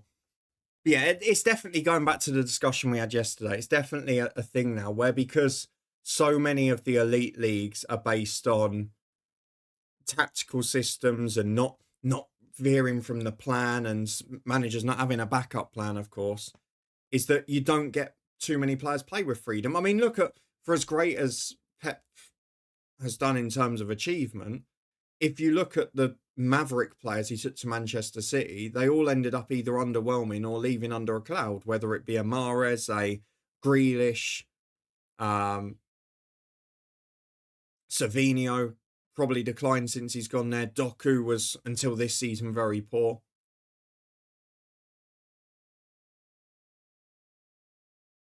If you're not already an elite established Maverick, it sort of gets put out of you.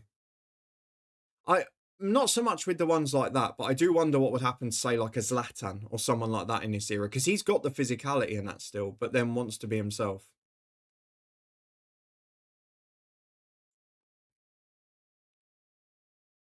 Liam, I'm not gonna get into a big debate about it. I'm just gonna go back to earlier with the other thing with the Croatia goal and just say the same again, which is eventually people just don't want to argue and don't want to continue to do common sense over it. If I said it 5 minutes ago and I'll say it again now, if you genuinely believe, of all the organisations that want to benefit England, if you believe FIFA are that organisation, then there is nothing that any of us can say that is going to convince you otherwise, genuinely. Yeah, it's the first name that came to my head with it. Letitia today. Do you know what had happened to Letitia? He'd be playing in League One or League Two. He'd do brilliantly, and then they'd suddenly realise he's good at about 29 or 30. But it is a shame that you don't see those players. They're seen as luxury players. They're not. They're players that make a difference to the game. Raquel may be considered too slow. Yeah, I think that's maybe a good way of summing it up. Is actually we're looking at all the players we're talking about here. We're losing the natural number 10, the creative spark, the old luxury player. We are losing that to an extent. And you see now, like, the people who are breaking the assist records, like the De Bruyne's, the Fernandes and that, but they're all round midfielders who are playing a bit deeper. You're not really seeing that natural number 10 that plays behind a striker, because it's all about wingers cutting in and staying in your shape with two overlapping fullbacks and then having a structure in the middle. So you're not really getting that Zidane, that Kaka, the Letitia at that level, the Riquelme. I mean, there was loads of examples. Totti, people like that. You're not getting them anymore.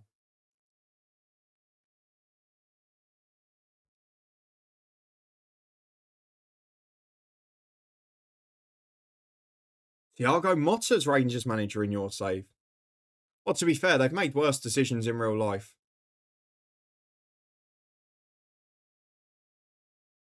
I haven't actually looked for a while in a real save to see who's got there. Yeah, you're losing wide players that can cross it as well. It's one of the things I really love now about going to non-league games, Si, that you pretty much never get going to either a Premier League or an EFL game, which is just seeing a winger run down the line and cross it. I love that when I go to non-league football, and there's some exceptions, but most times when I go to non-league games, it's just so refreshing to go, oh, it's just a winger going to the line and crossing it. It's lovely. Nuno Espirito Santo, Scotland manager in your save. I obviously in the real save, I had Derek McInnes as Wales manager and Eric Ten Hag, Northern Ireland. I got offered the Northern Ireland job when Ten Hag got sacked. I didn't get offered the Wales job, which is frustrating. So hopefully before the end at some point that will happen. Thank you everyone who stuck with us as well. I do appreciate it this evening. I've enjoyed these in the World Cup. You know they're always my favourites, having a chat, watching the football. My average earnings per stream has been 16p for someone who suggested yesterday I was doing it for the money. And that's why I wasn't just watching them on my own. But that's the thing, Soccer8s.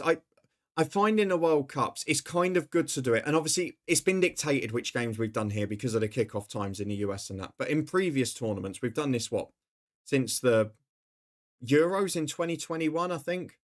So probably this is our fourth tournament.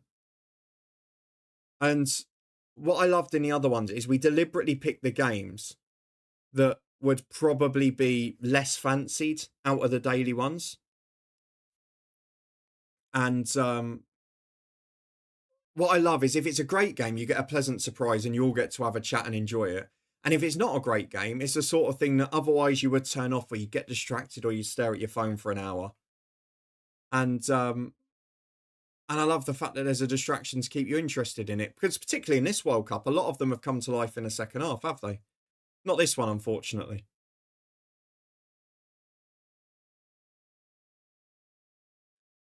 Nothing wrong with a man bun. It's not for me, but there are bigger problems in football, I would suggest. I don't know, Jambo. Someone popped in the chat on YouTube yesterday and said, streaming to both. You're only doing it to the... You're only doing it for the money. Average 17p per stream in the World Cup.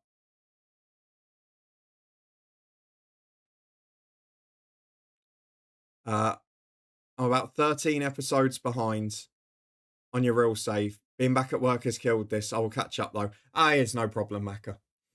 To be fair, and it's the biggest thing I've applauded this year is the maybe it's because less people are doing saves, less of the bigger creators are sticking with stories and that, but it has held its ground in terms of views. Like it's probably at double what it was when you got to episode 150 in any other previous save. And I've really enjoyed the story, even though bits of FM have frustrated me. But I can't lie, I'm looking forward to the head coach coming back next year. Bit of director of football chaos, a third stint with Chris Casper, all of that stuff.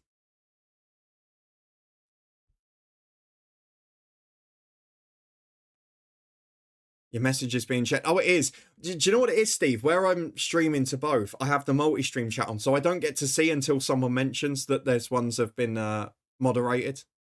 It's the one downside of it. Clearly in it for the money with his fancy 71k watch videos. Do you know what's the funniest about that, Macca? I snuck off the weekend. My mum, my aunt, and my nan was here. It was in between lunch and dinner. They were out in the garden, so I snuck off for about 45 minutes to record and edit it. I didn't really even edit it properly, so there might be some clangers in there. And chucked it out with a quick thumbnail made in 2 seconds, and it's become the most watched thing on the channel. By far the highest earning thing and most popular thing on the channel. The only video I've made that's ever got 1,000 likes. Just, it's amazing what happens, isn't it?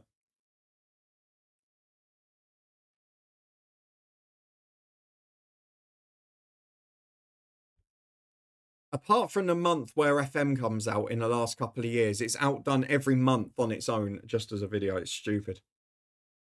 It's lost its humour now. All adds up, absolutely. Would you consider doing a summary of the real save video? Probably at the end, Jambo. We normally do a career recap. It's kind of why I do the season reviews. Si will do the football trivia in a minute. I do the season reviews for people who don't want to watch the seasons as such, where it just sort of recaps how we've done and a few things for the squad, little updates for players and that.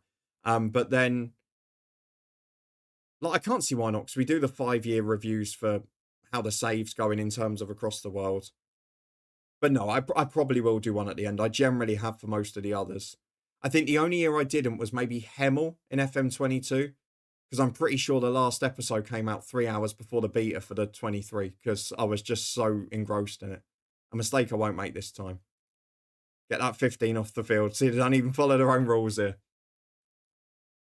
I forgot about Trezeguet. You think FM will be out before November this year, so it doesn't compete with GTA 6? I'd expect FM to be normal. Beta at the end of October and then release start of November. Full release. They can't put out another late release, surely. Back to the edge of the box. It's pinball in the penalty area. Australia still knocking at the door without really creating anything clear cut. No, you have to watch them all. Good answer.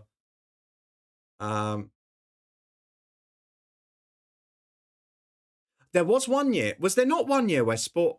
Did it come out with like maybe a Skyrim or an Assassin's Creed? One of those games. I'm not familiar with all of them.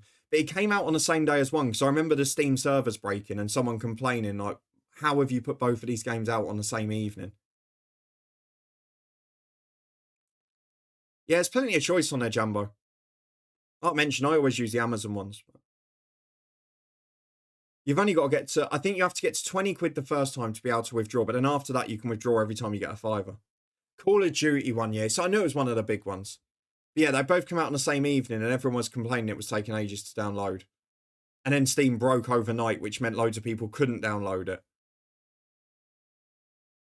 Oh, very decent, Jumbo.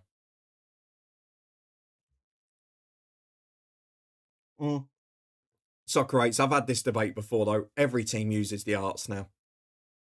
Let's be honest. Is someone going to nick this and save us an extra half an hour? Good defending there from Australia, but don't then get it away. Win the goal kick in the end.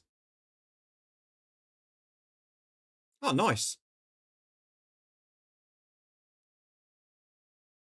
So once you get to the stage, once you've done the initial stuff where they boost things for you, I then just pick, if there's a good game, great. If not, like at the moment, I've not got one on the go. I've just finished one and then just gone, I'll leave it until I get a good offer or until I've got more time on my hands.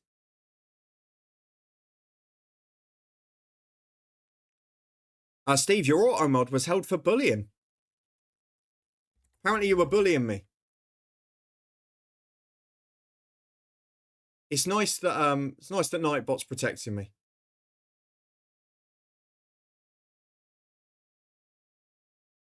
Let's get the football trivia up. I almost forgot about it. Wigan Athletic players. Yeah, sounds like it's going to collapse here. Wigan players are joining a park run tomorrow at Haycourt. Might have a run with them, see how I get on. Oh, nice.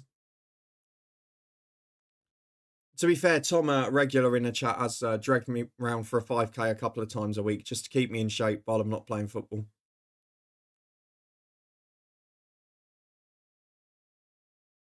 Three games running. I never normally do more than two just because I can't keep track of all of them. But then I am working and doing this as well. I have to admit it, but a laughing face suggests otherwise. Right, let's have a look at the football trivia. We'll do a fun one today. See if we can find a nice little easy one. Oh, I'll tell you what, we'll do a themed one, shall we? I'm trying to remember which ones I haven't done from the last Australia game, which is proving the hard a bit.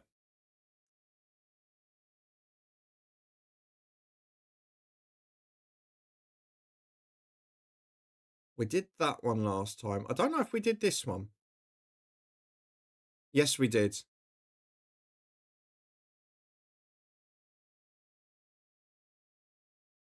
Is it a conspiracy if? It's normally a conspiracy if it started on social media with no basis to it. I'll tell you what, let's do this one because I know they've gone out of the World Cup now, but we've done quite a few of the other nations ones and I sort of skipped over this and the opportunity's gone otherwise. So, can you name all of the Swedish players to have scored 5 or more goals in the Premier League? And in fact, they've all scored 10 or more, so I don't know why they've put 5. Can you name every Swedish player to score 10 or more goals in the Premier League? There are 11 in total. As Egypt come forward on the right-hand side. Chance to work to the byline. Good cross in. Headed away. Australia will be gutted if they lose this after all the pressure. But Egypt's got a chance 30 yards out. Just trying to find an opening. Isaac is correct. Jambo and Sai straight in. Top of the tree with 57 and counting. Limpar. Is he in there? I think he is, you know. Would he be a little bit early? Or did he not score 10? I played his last match in 94, Macca, so most of his goals were before the Premier League era, yeah. Most of them were 90 to 92.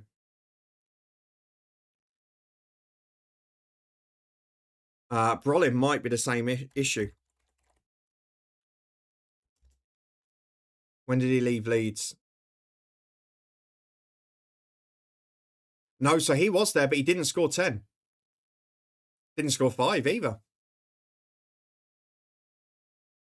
I would have gone for Limpar as well, I'll be honest with you.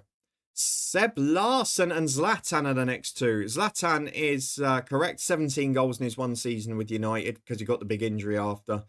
Seb Larsson, yep, 26 for Arsenal, Birmingham and Sunderland. Henrik Larsson. No, he didn't get 10. He only had that 1-2 month loan spell, didn't he? So he probably wouldn't have got enough goals. He only scored 1 league goal for Manchester United and a couple in other competitions. So yeah, no Larsson. Or Henrik Larsson, sorry. Just Seb. Ram, welcome in. Kumar, I'm from, well, originally from Luton in England. I now live in Yorkshire. How about yourself? Who do you support? Where are you from? But yep, Zlatan was correct. Olof Mellberg, not a correct answer. I can't imagine he got 10. What a player he was, though. Should we see how many he got? He's become quite the suave coach these days, hasn't he? Australia corner again, not the perfect delivery. He got 8 for Aston Villa, not quite 10. Martin Olsen is incorrect again. Not quite enough. I don't think any of the Olsens have made it. No, none of the Olsens.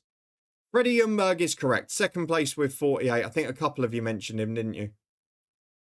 Gyökeres, yes, 14 and counting after his first season. Now, there's another one I would have gone for and was very surprised to not see his name there, Macca, which was Marcus Allback, who I've seen score a Premier League goal in the flesh. But he only got 6 in 2 years at Aston Villa. Bolton Guy Almander is correct. Scored for Norwich as well in the Premier League, 19 in total. There is still 2 active Premier League players that haven't been got, and 3 that are all from that sort of late 90s, early 2000s era. Mainly early 2000s. I think Egypt should be winning. It's been an interesting game, Ram. It really has. Oh, that's one hell of a dive, though, right on cue. Australia obviously started really well, and they've generally had the better of the play, but Egypt have looked more threatening on the break and have arguably had some of the better chances. I don't think either side can be too upset about a draw at the minute. But someone's going to have to go for it in extra time. Nicholas Alexanderson is correct, Si. 12 goals between Sheffield Wednesday and Everton. And yes, the other one, Macca, it is the Spurs guy who's been out injured for a long, long time. Kulusevski is the man. 22 and counting for Spurs. He's in 4th place. You've got all of the top 7 now. There's still one active player that you haven't got. And then a couple of 2000s players, which the only clue I'll give you on those, same surname, different clubs. And I'm pretty sure completely different family trees as well.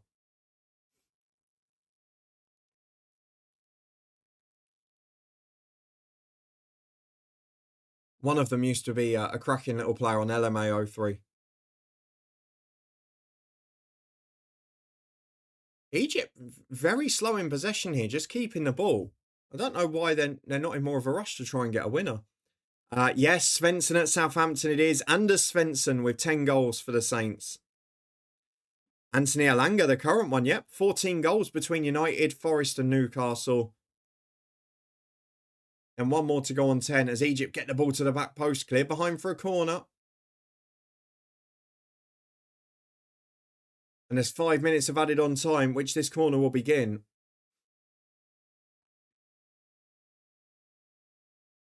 Are they going to find a winner? How many late goals have we had in this? I mean, stoppage time goals have been the theme of this round of 32 so far, haven't they? So you certainly can't rule it out. It's happened in over half the games. Is the trend going to continue? Marmouche is on the corner. Not Stefan Schwartz. Short corner. Into the back post. Oh, it's bounced over everyone. Salah keeps it in pretty well. And Egypt cut inside. It's a good ball to the back post. Headed away again. Oh, he slipped trying to do the scissor kick. He was a good player, actually, yeah.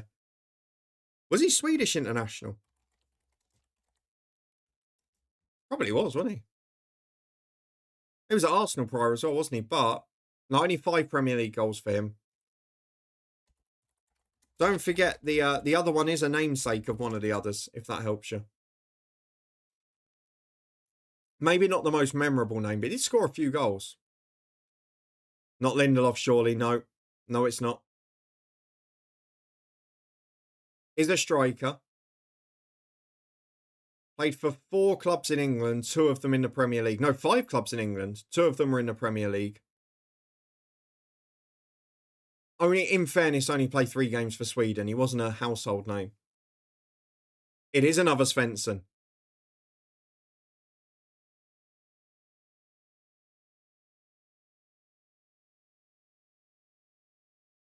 Didn't really get a look in for the national team because he had Henrik Larsson all back. Then Zlatan came along. Matthias Svensson is the answer. Officially Johan, but Matthias Svensson is the answer. Formerly of Portsmouth, Crystal Palace, Charlton, Derby and Norwich. But of those, only a few in the Premier League scored for Charlton and Norwich. No, he's not a name that... Now he's been mentioned and I've seen him, I go, oh yeah, but I would never have thought of it. I definitely would have gone for Limpar. There was one other one that I would have gone for as well. Marcus Allback, I definitely would have gone for. But there's your 11. You got Isak at the top, Ljungberg second, Larsson, Kulusevski, Elmander, Zlatan, Gyökeres, Elanga, Nicholas Alexanderson, and then the 2 Svenssons, Matthias and Anders, as Egypt put the corner into the back post, headed up more than away, bobbling down all over the place, and it's hacked clear to the right-hand side. Salah brings it back under control. Got really stunned when Paraguay eliminated the legendary team Germany. As the ball's into the box. Oh, what a save! Tipped over the bar by the Australia keeper. It's a wonderful save. It was probably a little central, which is what enabled him to get to it. You've still got to react quickly. I understand why you say that, Ram, but it's not... While Germany are a legendary World Cup team, this isn't a legendary Germany team, unfortunately. It's a Germany team that's lacking in star quality. This into the front post again, headed away as far as Salah on the volley, straight to the keeper. 90 seconds to survive. Egypt finishing the stronger, It's a big counter attack, and Erin Kunda's going for the chase there. Not going to make it.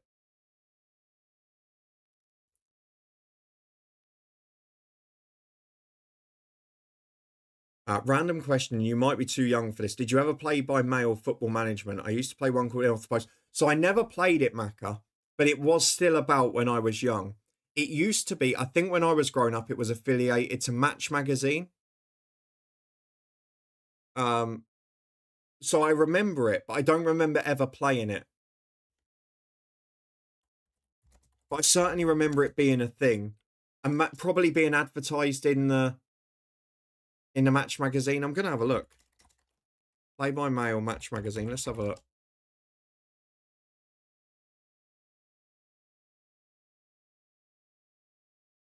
Yeah, Match Magazine's Pure Fantasy Football, my play by mail. That's what was about when I was there.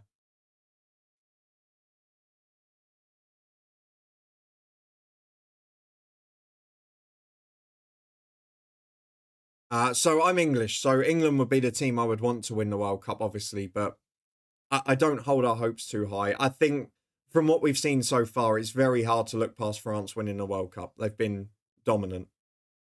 Love getting the stuff in the post. It was detailed every time. There you go. I don't listen to Simon Jordan's comments. I have a lovely, happy. The fact that their show is labelled as engineered for confrontation probably tells you that they're being said with a motive in mind.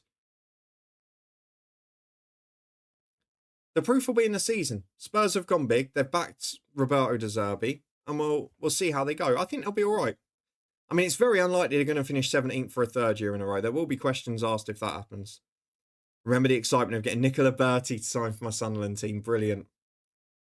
We've all got Football Management save memories, whether it's by mail, by PC, by online, whatever it is. Exactly, Jumbo. It's clickbait headlining, unfortunately. And obviously, he was famously very good friends with Daniel Levy, so there's no doubt he's going to criticise Spurs as soon as he goes.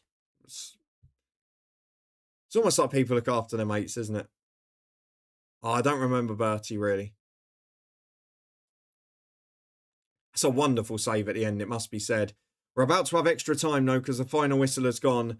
And that means I'm going to need another drink top up. Might even get one of the half-time oranges out that Morrison's were giving away for free the other day. Favourite FM signing of all time. Oh, I'll need the minutes to think about that. We'll be back in 3. Stick with us. Get yourselves a snack for extra time. Keep yourselves awake. It has livened up towards the end, this, but hopefully extra time's going to be good. See you in 3 minutes.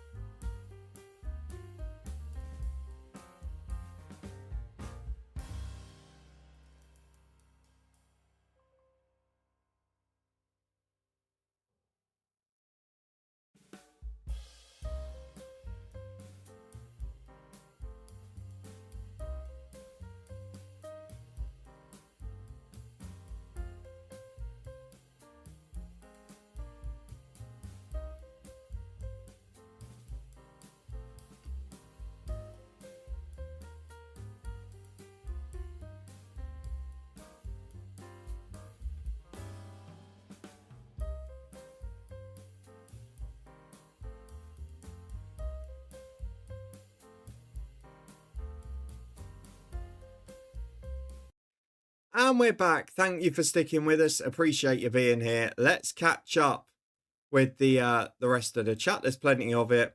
Sai asked for the best ever signing. It is over a 2-hour stream, Jumbo. It's our second one of the World Cup as well. Well, we've gone well over 2 hours. We get penalties. We might even touch 3 in this one. We're already at 2 hours and 5 minutes. Try not to bully down the last section of the stream. Yeah, you got to go easy on me. I was expecting to be having a shower now and be tucked up in bed in 10 minutes. Hard enough. My best signing Macca in any FM was a Colombian midfielder called Pardo. My Champions League winning Hereford team live on Twitch in FM15. Brilliant. Oxlade-Chamberlain's the one I was proudest of. So I'm trying to go back because a lot of my best ever players in FM were regens. I had a regen at York in FM18 called George Powell. I had a couple of San Marinese ones. I had a San Marinese player win the Ballon d'Or in FM15, the San Marino Challenge. A left back called Mirko Stefanelli. My best signings I can think of. I'll deal with 2 first on camera since I started doing this.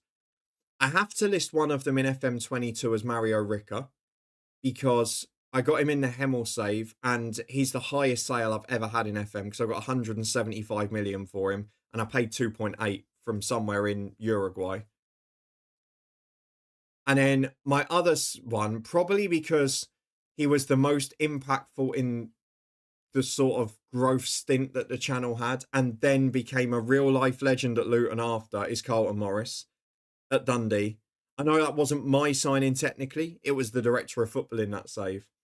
But he then had probably one of my most famous moments on the channel in its history and then had some of the most famous moments in Luton's modern history. So that's up there for a couple of reasons. I'm trying to go back to signings long before. I remember I had a Sunderland save in the early 2010s, like when Henderson and Pickford were first coming through. And I had some cracking signings in that. Hazard was probably the pick of them. I remember the year Blackpool were in the Premier League. I signed an attacking midfield 3 of Giuliano, Paolo Henrique and Esteban Granero, who always used to be transfer listed in that year's game. And they were brilliant. I know it's not technically FM, but LMAO3, Neil Wainwright was always the one, as we saw in the stream save a year or so ago. I'm trying to think of a regen FM one I signed from the really old days, but I can't even think of my best saves then. I did sign David Beckham at Hamilton once, which was quite a laugh. Yeah, I don't know.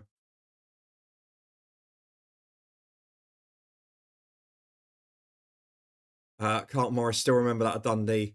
I can't even remember. I think it was it the Scottish Cup or the League Cup final against, I'm sure it was against Celtic. He picked the ball up on halfway, flicked it over someone's head, ran the length and then lobbed the keeper. I'm sure that's what happened. I'm going to have to go back and find it and make a clip of it. Hakon Rekdal on FM16 is mine. Free from Alern in Norway. Fight at Dumbarton to SPL title, 20 goals a season. I have got a USB of basically all of my FM saves since maybe late FM13. Scottish Cup final v Celtic, yeah. And then the fact that he ended up going to Luton in real life the next summer, becoming the striker that fired us to the Premier League.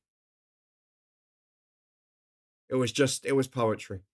I mean, really, if we're talking about my best ever signing in FM, it's Pat Nevin, isn't it? Pat Nevin as Brecon director of football is the best signing. But I'm sure that's not what you were looking for.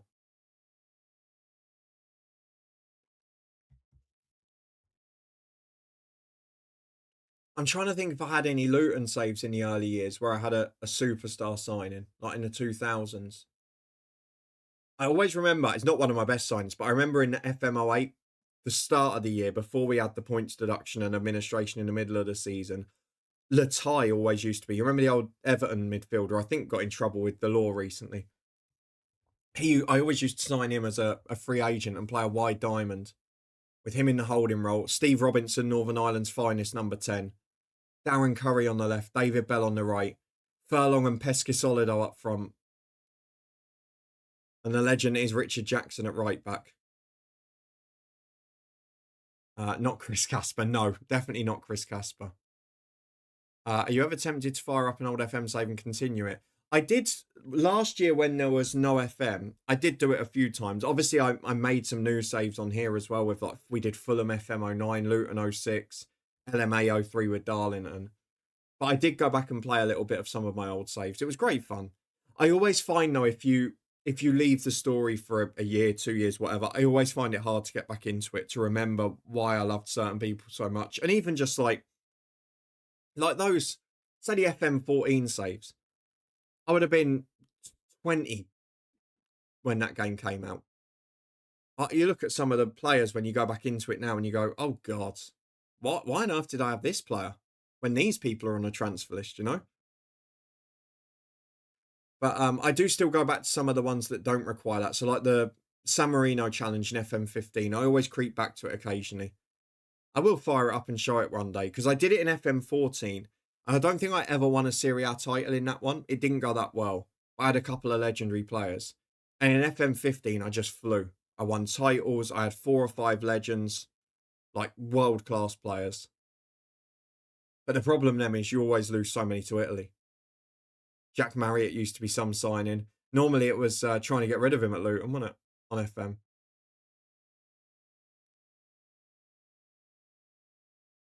Do you ever go to Rangers? I did have one Rangers save, or a save. I don't know how it ended up that way, but I started with Rangers. It was either FM 09 or FM 11.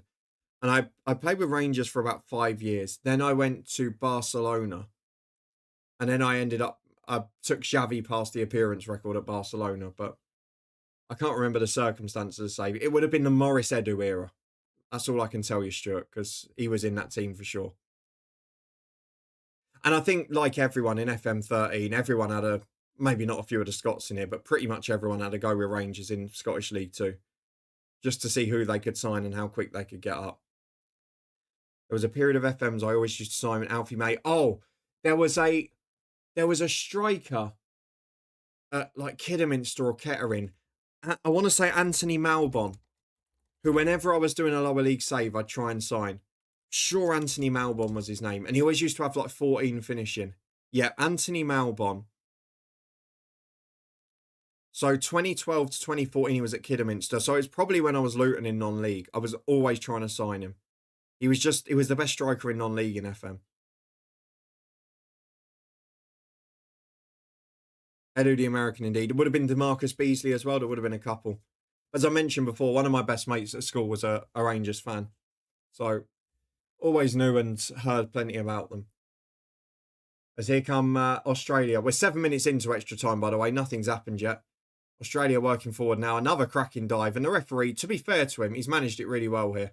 He's just told people to get up over and over again. Only FM I've played at Rangers when they're in League 2. There you go. The Youth Academy Challenge. Blair Henderson used to be great signing for goals. Lovely. That was probably my weirdest era of FM because like Luton were in the National League and after the first year, you didn't really want to do it that much. And there were some terrible squads there. So that's probably the era where I experimented most with different English clubs.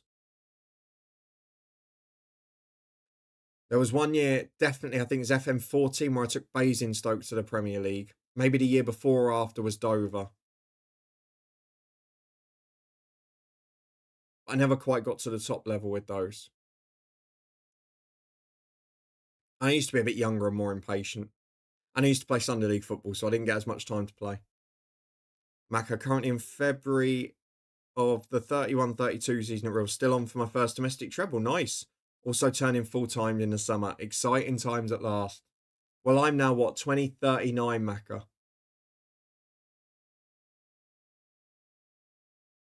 And I'm still waiting for the big jump, but I'm hoping the next year or two is going to be the big bit. Because realistically, we're in July now. I've probably got 5 or 6 seasons left on the current rate. Thank you, Christoph, for the YouTube sub as well. I completely missed that. Apologies. And thank you, everyone who stuck with us. It's been, to be honest, it's not been a bad game, this. There's been endeavour at both ends. Probably a bit like some of the other ones we've watched this week. It's just that final ball, as we've seen again there, has been lacking.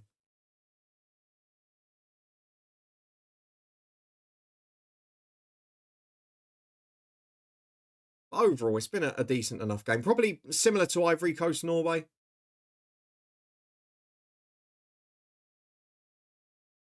Blair Henderson used to be great for me. Well, as you saw in FM06 when we did that save, Steve Howard was unbeatable in that game.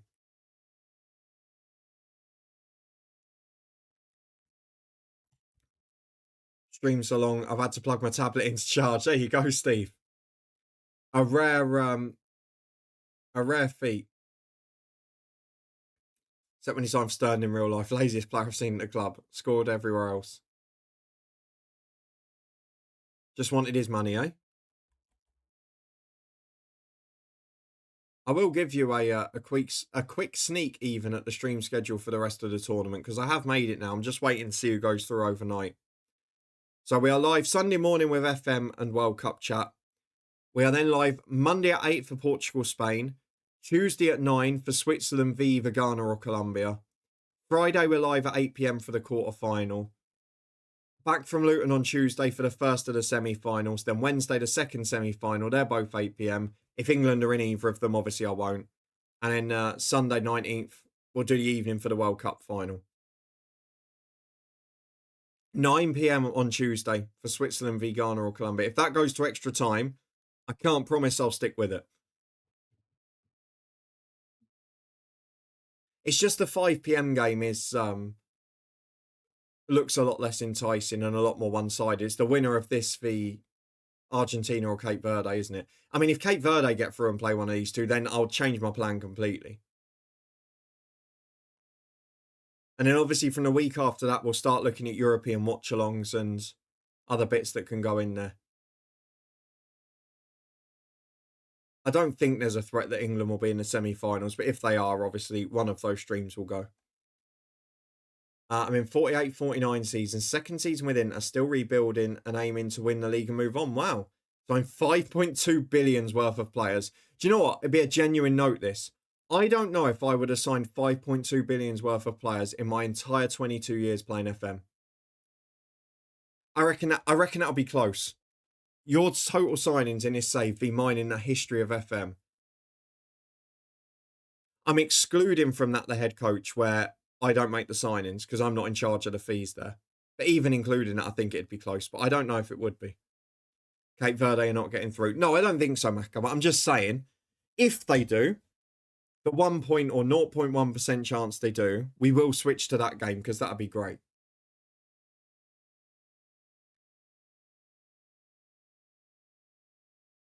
You'll be lucky if you spent 5.2 million. Now that's pushing it. There were some points in saves where I spent 80, 90, 100 million. I've got nowhere near that figure and I've been playing since 1993. Total games 926, win percent 56. That's not bad. My win percentage has been skewed this year because obviously when you're with Real, you win like 70 or 80% of the games every season. It'll be back to reality and the head coach next year. And if the AI squad building and transfer market is like it is in FM26, might be the hardest one ever. I've just realised that lad's on the ball for Egypt. He's still on. I really hope it doesn't come out in the next few days that he's then struggling because it's a farce, honestly. I'm very rarely at a big club in FM. Yeah, it'd be the same for me. It would be the end of a head coach or after building a team up towards the end of a save for a few years. But yeah, I guess I'm normally the first 10 years of a save, I'm dealing in free transfers. And even when I do big ones, so I'm talking like FM19, I signed one of my youth players back for 55 million at Torquay, but then I got 50% of the sell-on back from the old fee. So it was only really 28.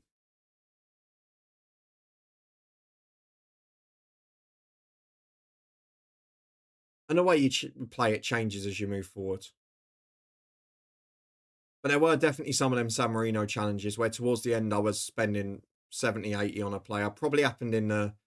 I'm pretty sure in the Hemel save I spent 100 million for the first time. Because I vaguely remember some comments about it. You don't really get to do that in Wales or Northern Ireland, do you? I started with Burnley, my team, stuck with them till I won the Prem, which took quite a while. Surprisingly, don't know how the first time I won the league, I did it unbeaten. The Invincibles. Left them in such a good position. They've won the league a further 5 times after I've left. There you go. The good times around the corner, Steve. It is interesting, isn't it, that quite a lot of people often make an argument that extra time should be scrapped. And when you watch games like this, you do kind of get it, don't you? You really do get it. You do kind Jake, good evening. How are things? Good to have you in. Happy Shakira staying day. Oh dear. Hey, there's plenty of time for another twist in the tail yet, Macca. Yellow cards. There's a vacancy right now. A little bit cynical.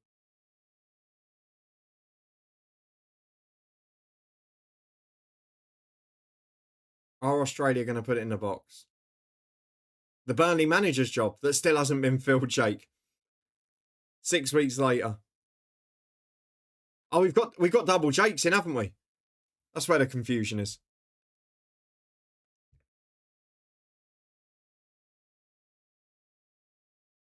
Free kick Australia, 15 seconds plus. I presume they'll add on a minute as they normally do.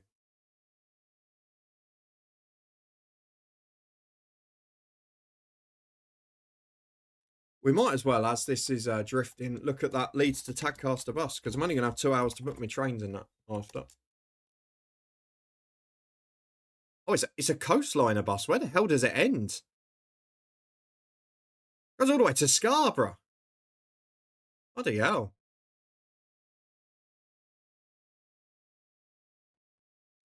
Oh, to be fair, it says it only takes half an hour, Si, from Leeds.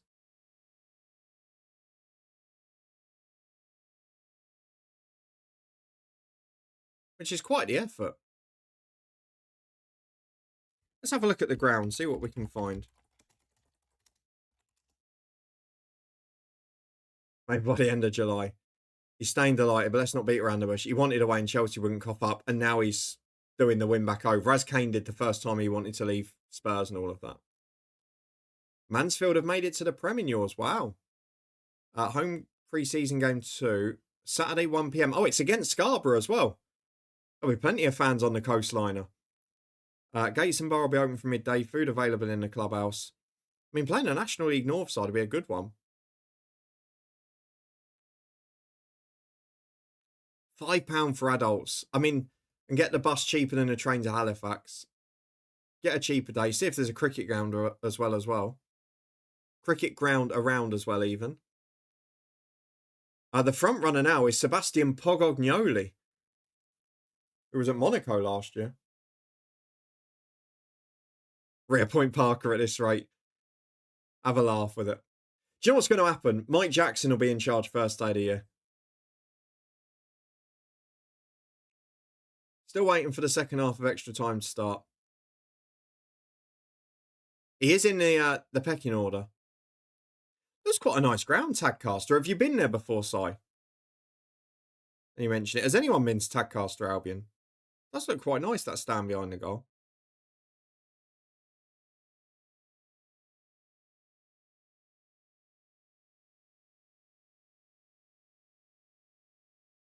They are in Guys' lead as well. There's a few good cafes about, you know.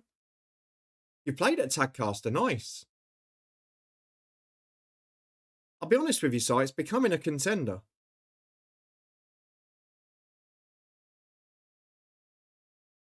Looks like it's got a nice river walk in the end of it as well.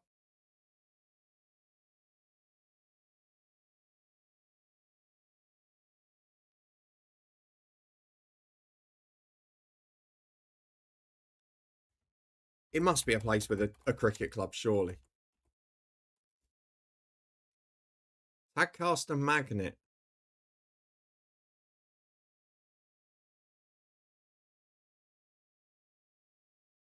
Where is it?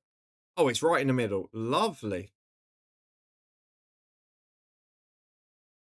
Oh, it's got a lovely little old clubhouse as well. And a pub overlooking it from the other side. Si, you might have made one hell of a contender.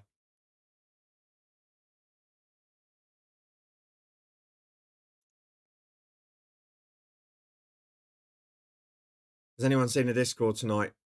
I've not looked while I've been streaming. I've been told in here. I reckon good chance if Steve Clark gets a club job next, he signs Grant Hanley. Oh dear. Jake, you're stirring the pot now, aren't you? Thing about Clark is he get you to the playoffs 3 years in a row and then make a mess of it each time. Steve Clark, last time he was in club management, led West Brom to their record Premier League finish of 9th, and it all fell apart when he left.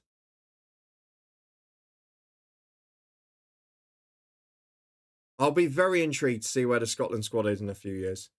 Linus, welcome in. Good to have you here. Tell you what, the cricket ground looks better than the football ground, if I'm being honest.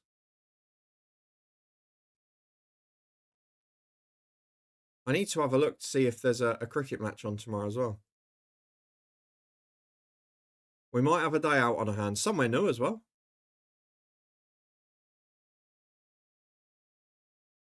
Is there a home fixture tomorrow? That's the question. He went to Killy after that and finished third, exactly, behind the old firm. He did a good job at Kilmarnock, to be fair. What date are we? July. That's results. Where are fixtures? Here we go. Saturday the 4th. Second 11 at home. Oh, wonderful. Yeah, we might be on Sun at their site. We'll see. I worry about Scotland now, Jambo. Yeah, I agree. I know some of the Scots are in disagreement, but I do think it's one of the many be careful what you wish for. I've got to get that on a t-shirt someday, haven't I? Before he joined Down Astor, I thought Andrew would have been the ideal person. We mentioned this a bit earlier, Jake. There is, unfortunately, no one who's in an active Premier League contract or is in a payoff for one that is going to take the Scotland job. From a financial point of view, a commercial point of view, there's not enough benefit from a reputation to do it. Unfortunately, those sorts of appointments aren't going to happen. What's going to be hilarious is it's going to probably end up being Stephen Naismith.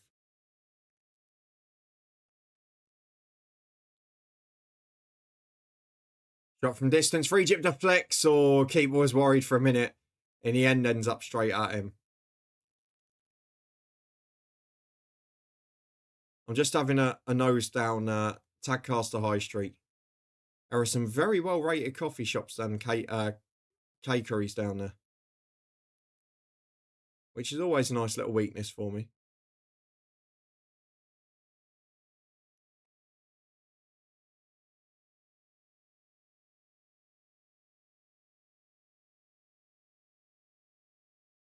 Another free kick's getting a bit bitty now. Egypt definitely looked stronger in extra time. He's played that with the ball rolling. I mean, it's obvious. I don't know why players complain about that. Just stop the ball with your hand and then do it.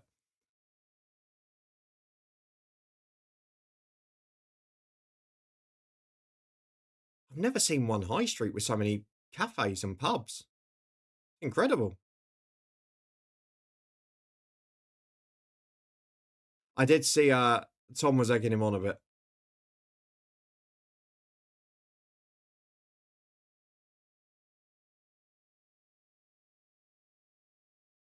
Yeah, I think Tadcaster could be a contender. I'll run it by the boss after. Oh, it's got Couplands as well. Oh, if it couldn't get better, we're in business. A takeaway sushi bar. That's interesting. As you can tell, I'm getting distracted, and extra time hasn't been great. Just in case you couldn't tell. Go over the river, look at the rest of it, shall we? Oh, it's another 4.9 there. River view too. Oh, lovely.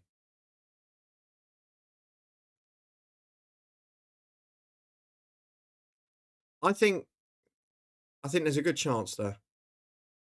Love that he changed his name to make it even better. He's become quite the patriot compared to what I've seen of him in the past.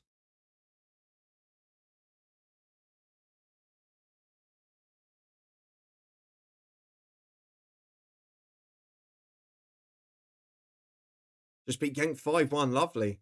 Might be a shout for the Scotland job, Sean Dyche. They're complaining about the style of football of Steve Clark. They're not going to take an Englishman doing the same, are they?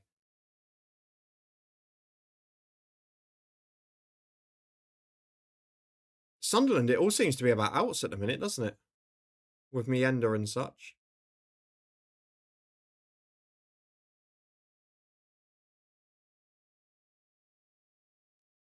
Ball to the edge of the box. Egypt curling effort. Sutar's head deflects it away. It's out for a corner.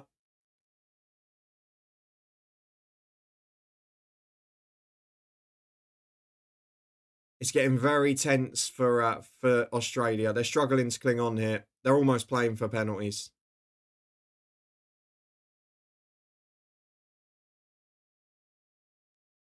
Into the front post, headed away.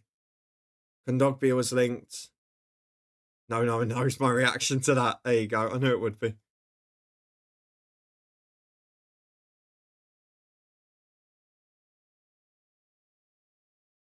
Another corner.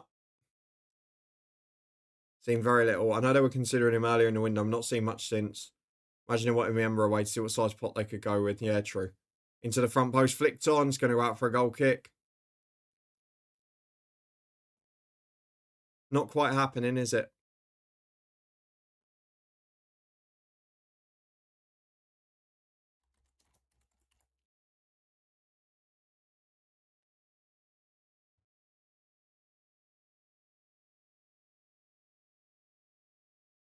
Australia trying to play out from the back. They're struggling with the pressure at the minute. I think we'll see another bout of high-level recruitment for us. I think we're going to see a lot of late work generally in the transfer window across the UK.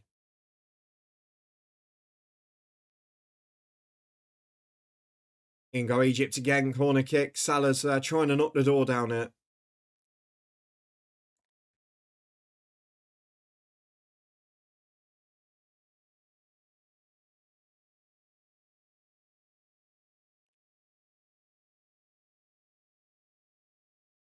Understandable if your players want it considering last season, but hopefully you recruit well, yeah. And keeping Xhaka on board is important. But that's what you've got to do, isn't it? We mentioned it with Hearts, with EFL clubs. If you can buy a player for less than $1 million and sell them for 20 something, you're doing all right, aren't you? Ball into the front post again, headed away. It's now basically, can Australia hang on for penalties? Although they're breaking away down the right here with Iran Kunda, who himself has not quite got the legs to get him behind. Terrific deal indeed. And I'm sure it'll include a little sell on as well. We're still waiting for Luton to confirm the Casey Palmer deal, which appears to be done in the background.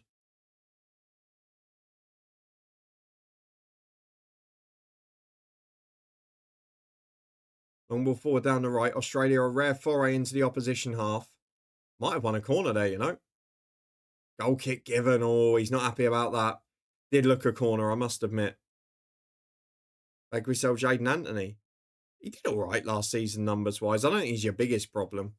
But I'd imagine he will go anyway. Salah wins the ball in the middle of the park. Egypt give it away again, though. And Australia can break forward. Chance to counter. They've just basically left the two quick lads up front and are defending everyone else here. Catherine, welcome in. We'll win. Who's we? Who are you supporting?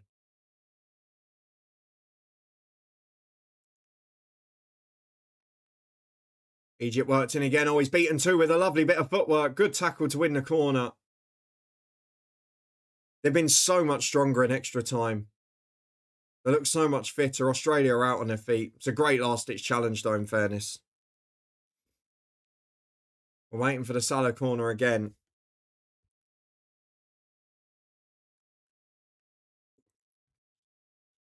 No, that's absolutely true, Jake. But you've got a few off the wage bill now as well, haven't you? So there is that to it. Short corner again from Salah. Out to the right-hand side. Delivers it in swinger. Teasing ball. Cleared away at the front post, but he wins it back on the edge again. Delivery's blocked. Everyone in the Australia half, bar the Egypt keeper.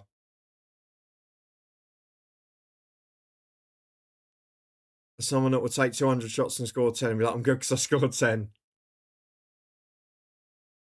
To be fair, I think scoring 10 in that Burnley team's not a bad achievement. I think Fleming's the key for you again. He's a player that I loved since he went to Millwall. I said it when he joined Millwall, he'd be a star, and he's a brilliant player. It's just going to be one of those games, isn't it, where Australia cling on for penalties for dear life and then go and end up blitzing the shootout or something. We need a decent bit of wiggle room before we end the deal. Club would have already been open that they didn't need to sell this summer, but with the model, if the value is met, they won't stand away. I think that's a lot of clubs' models now, isn't it? We were discussing it last week with Braga and Hearts. We've talked about it with Brighton for years. As soon as a value gets met, the player goes regardless. Or Australia win a free kick on the break, 25 yards out. Dangerous position, this. I would be surprised if Fleming doesn't get picked up. Yeah, just a little swipe of the foot.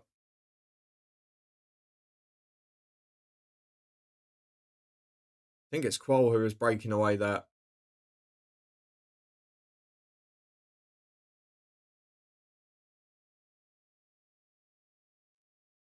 I mean, it's only 25 yards out, but it's very wide on the left-hand side.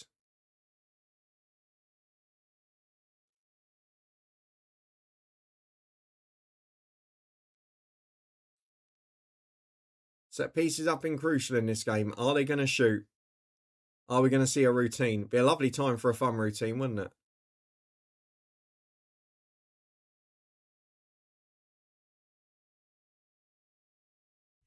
Probably. You're not going to get many more chances to avoid the shootout now. Quoll standing over it, as is the left footer. It's going to be Quoll, though. Straight at the wall. It's a terrible penalty, terrible free kick. I mean, the defenders, I think it's Salah has stuck his leg out and blocked it.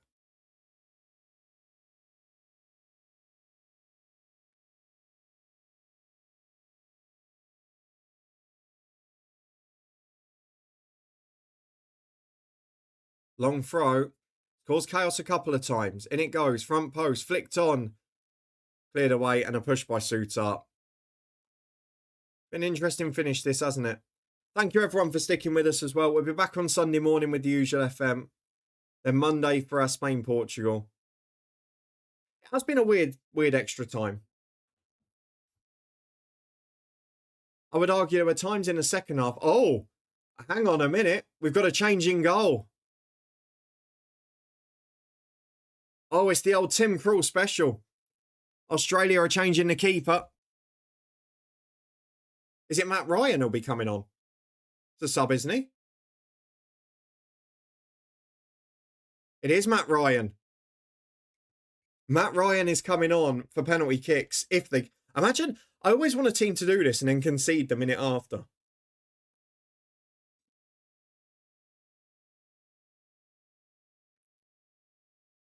Got the captain's armband as well. Well, that's a bold call. I mean, it kind of makes sense now, doesn't it? Because in the second half of normal time, Egypt were sort of reserved and Australia were very aggressive generally. In extra time, Egypt have been completely dominant and Australia have almost looked like they were playing for pens the whole way through. And now they've got a chance to nick it. And Matt Ryan might not get a touch. Oh, that's a naughty tackle. He got away with it. Or did he? No. Referee's come back. It's a really poor tackle. That is so late. After being dropped, now they want him to save them. Let's have a look at this. The ball went ages before. Oh. Do you know what? I'll say it now. It's a yellow card. It's not that dissimilar to some of the ones we've seen reds for. But then some of the ones we've seen reds for weren't as bad as Kenny McLean. So who knows anymore. He's been playing for Australia nearly as long as I've been alive. It does feel like he's been around for ages, doesn't it? What's ironic about it, Jake, is he's only a year older than me. And he didn't start his senior career till after I left school.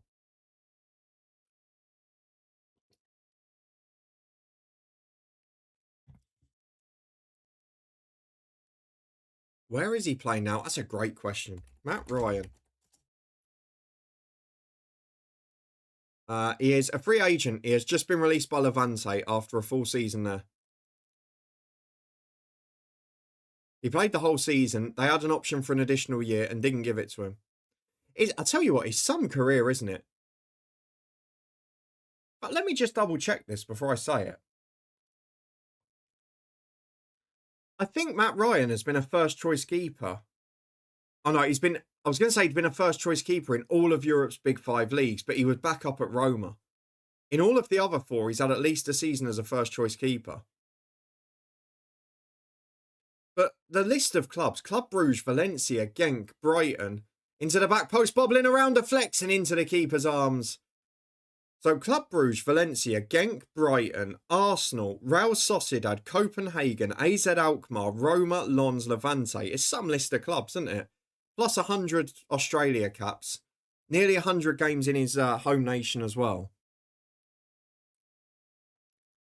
Pretty incredible. We've got 2 players down after a clash of heads there. And we've already played the minute of stoppage time, so you might as well just blow for penalties at this point. And it looks like we are going to get a penalty shootout. Which means I'm going to need another break, and we're going to be nearly 3 hours in this stream. Out of the first 10 pens. How many are we going for? How many stutter run-ups? Oh, it just feels like Australia after they've played for them. Stutter pens, I'll go half. 5 out of 10. Or 5 out of 9, because I think it'll be one with a penalty to spare. I'll say at least 5.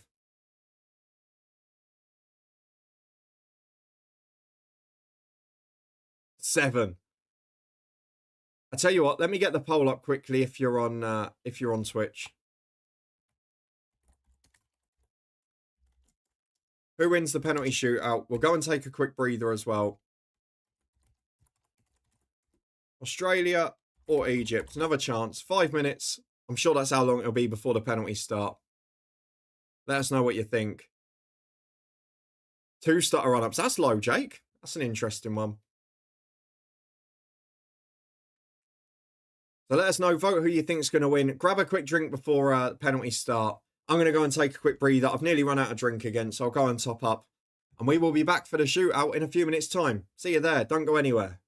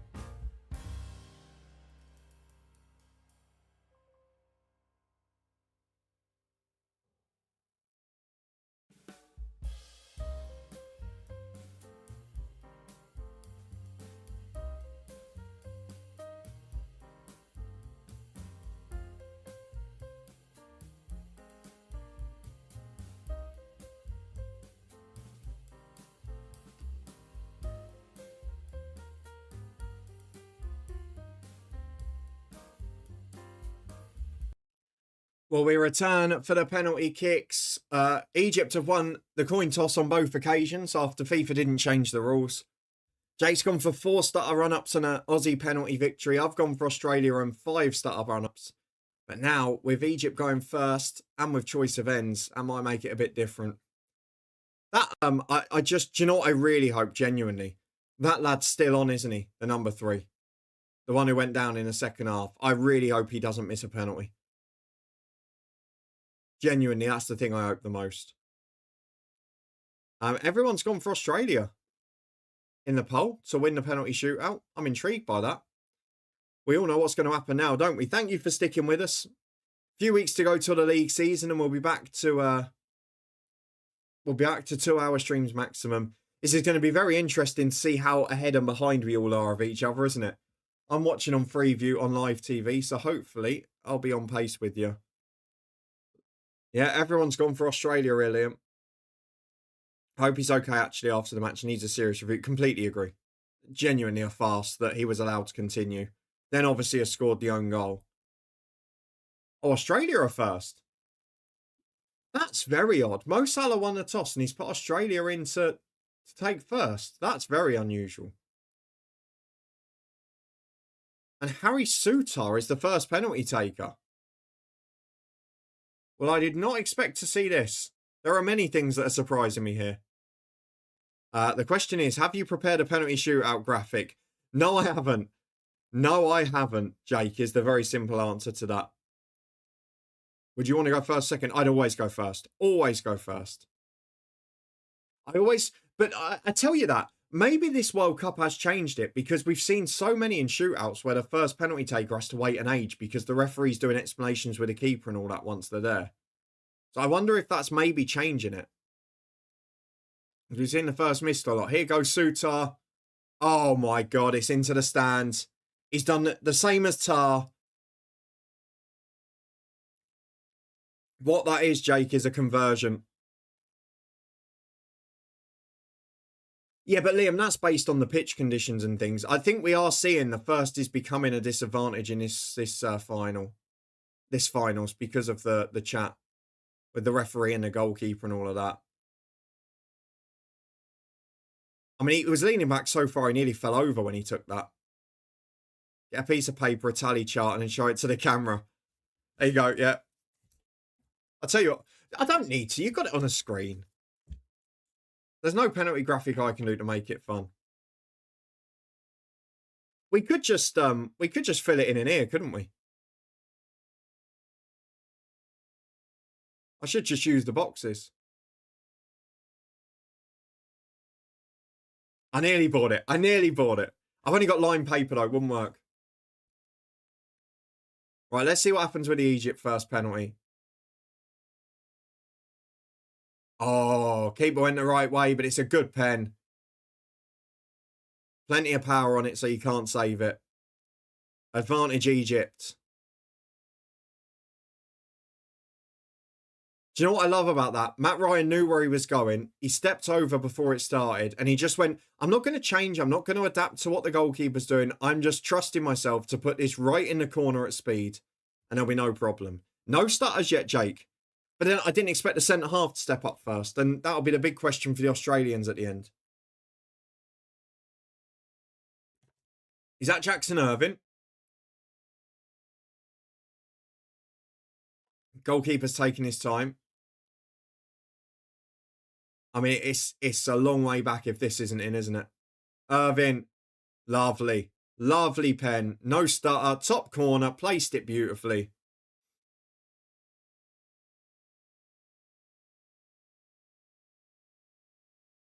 There you go. Can't ban them, Liam. They're the best penalty takers. If I was second for Egypt, I'd be going straight down the middle. I always question this now, Jake, because every goalkeeper is so versed and prepared on what people are doing. Would you not just do the opposite?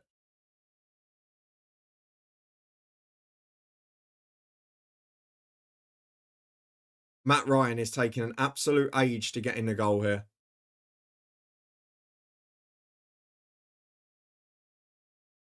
I've got to say, this lad does not look confident.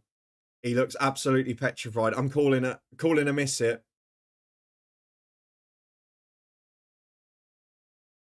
The very best do, don't they? They all go over. Yeah. Let's have a look. Oh, I tell you what, it wasn't a great pen, but he stuck to it. He hit it with power, and the keeper went the wrong way. That's all you can ask. He looks so relieved. He did not look confident. He didn't strike it well. But it's in the back of the net, and it's no such thing as a bad penalty when it goes in. Who's up next? Is it Qual?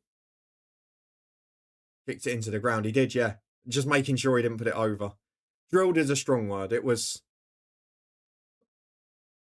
kicked. Let's call it that. Qual steps up next. Oh, no, it's Mobile. Sorry. My mistake. Mobile up third. They've not really had a kick since they've come on, the two up front for Australia, because there's not been much threat going forward. They've been playing for pens. Right-footed. Ah, lovely. Nice and calm. He did wait for the keeper. We got a slight stutter. I wouldn't call it a full one. A slight thought of a stutter. No, I don't think that's a lucky one. He's waited for the keeper to sit down and then just passed it the other way. I think that's nice and composed. I'm happy with that. No stutter in the end, actually. No, it wasn't. Mo Salah is up for Egypt. They're ahead as it stands. He's not got the greatest penalty record for Liverpool. He misses a few.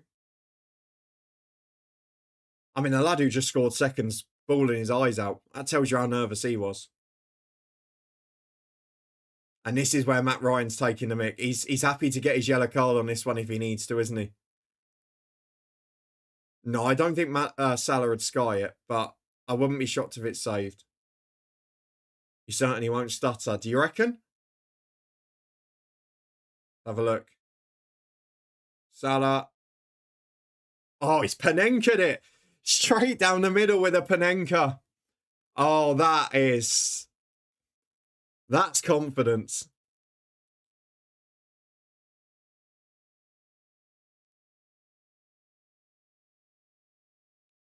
Egypt stay ahead. 3-2 after 3 penalties each. Oh, it's well executed. You got to give him that.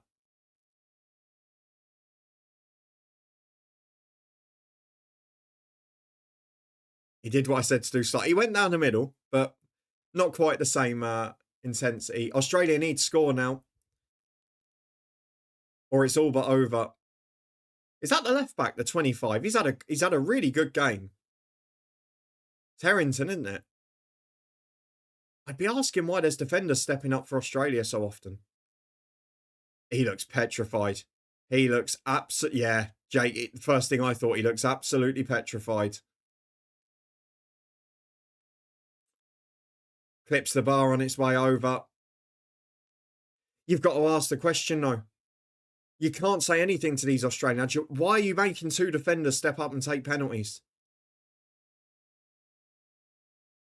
It's the top of the bar, isn't it? He's 18, he's a defender. Why on earth are you making him step up? Where are the attacking players? Where are the experienced midfielders? Same as I said for Jonathan Tah for Germany the other night. Why are you making these kids step up? Take some responsibility with your experience as an attacking player who's got a better technique. It's not fair on the youngsters or the defenders. So we all predicted Australia would win the shootout. Matt Ryan's come on and not touched any of them. Australia have missed 2 out of 4 because they put defenders on them and have put them over the bar. No, he doesn't. You're right, Jake. He doesn't. I guess he's got the relief of a little bit of leeway. But if Hossam scores it, it is game over.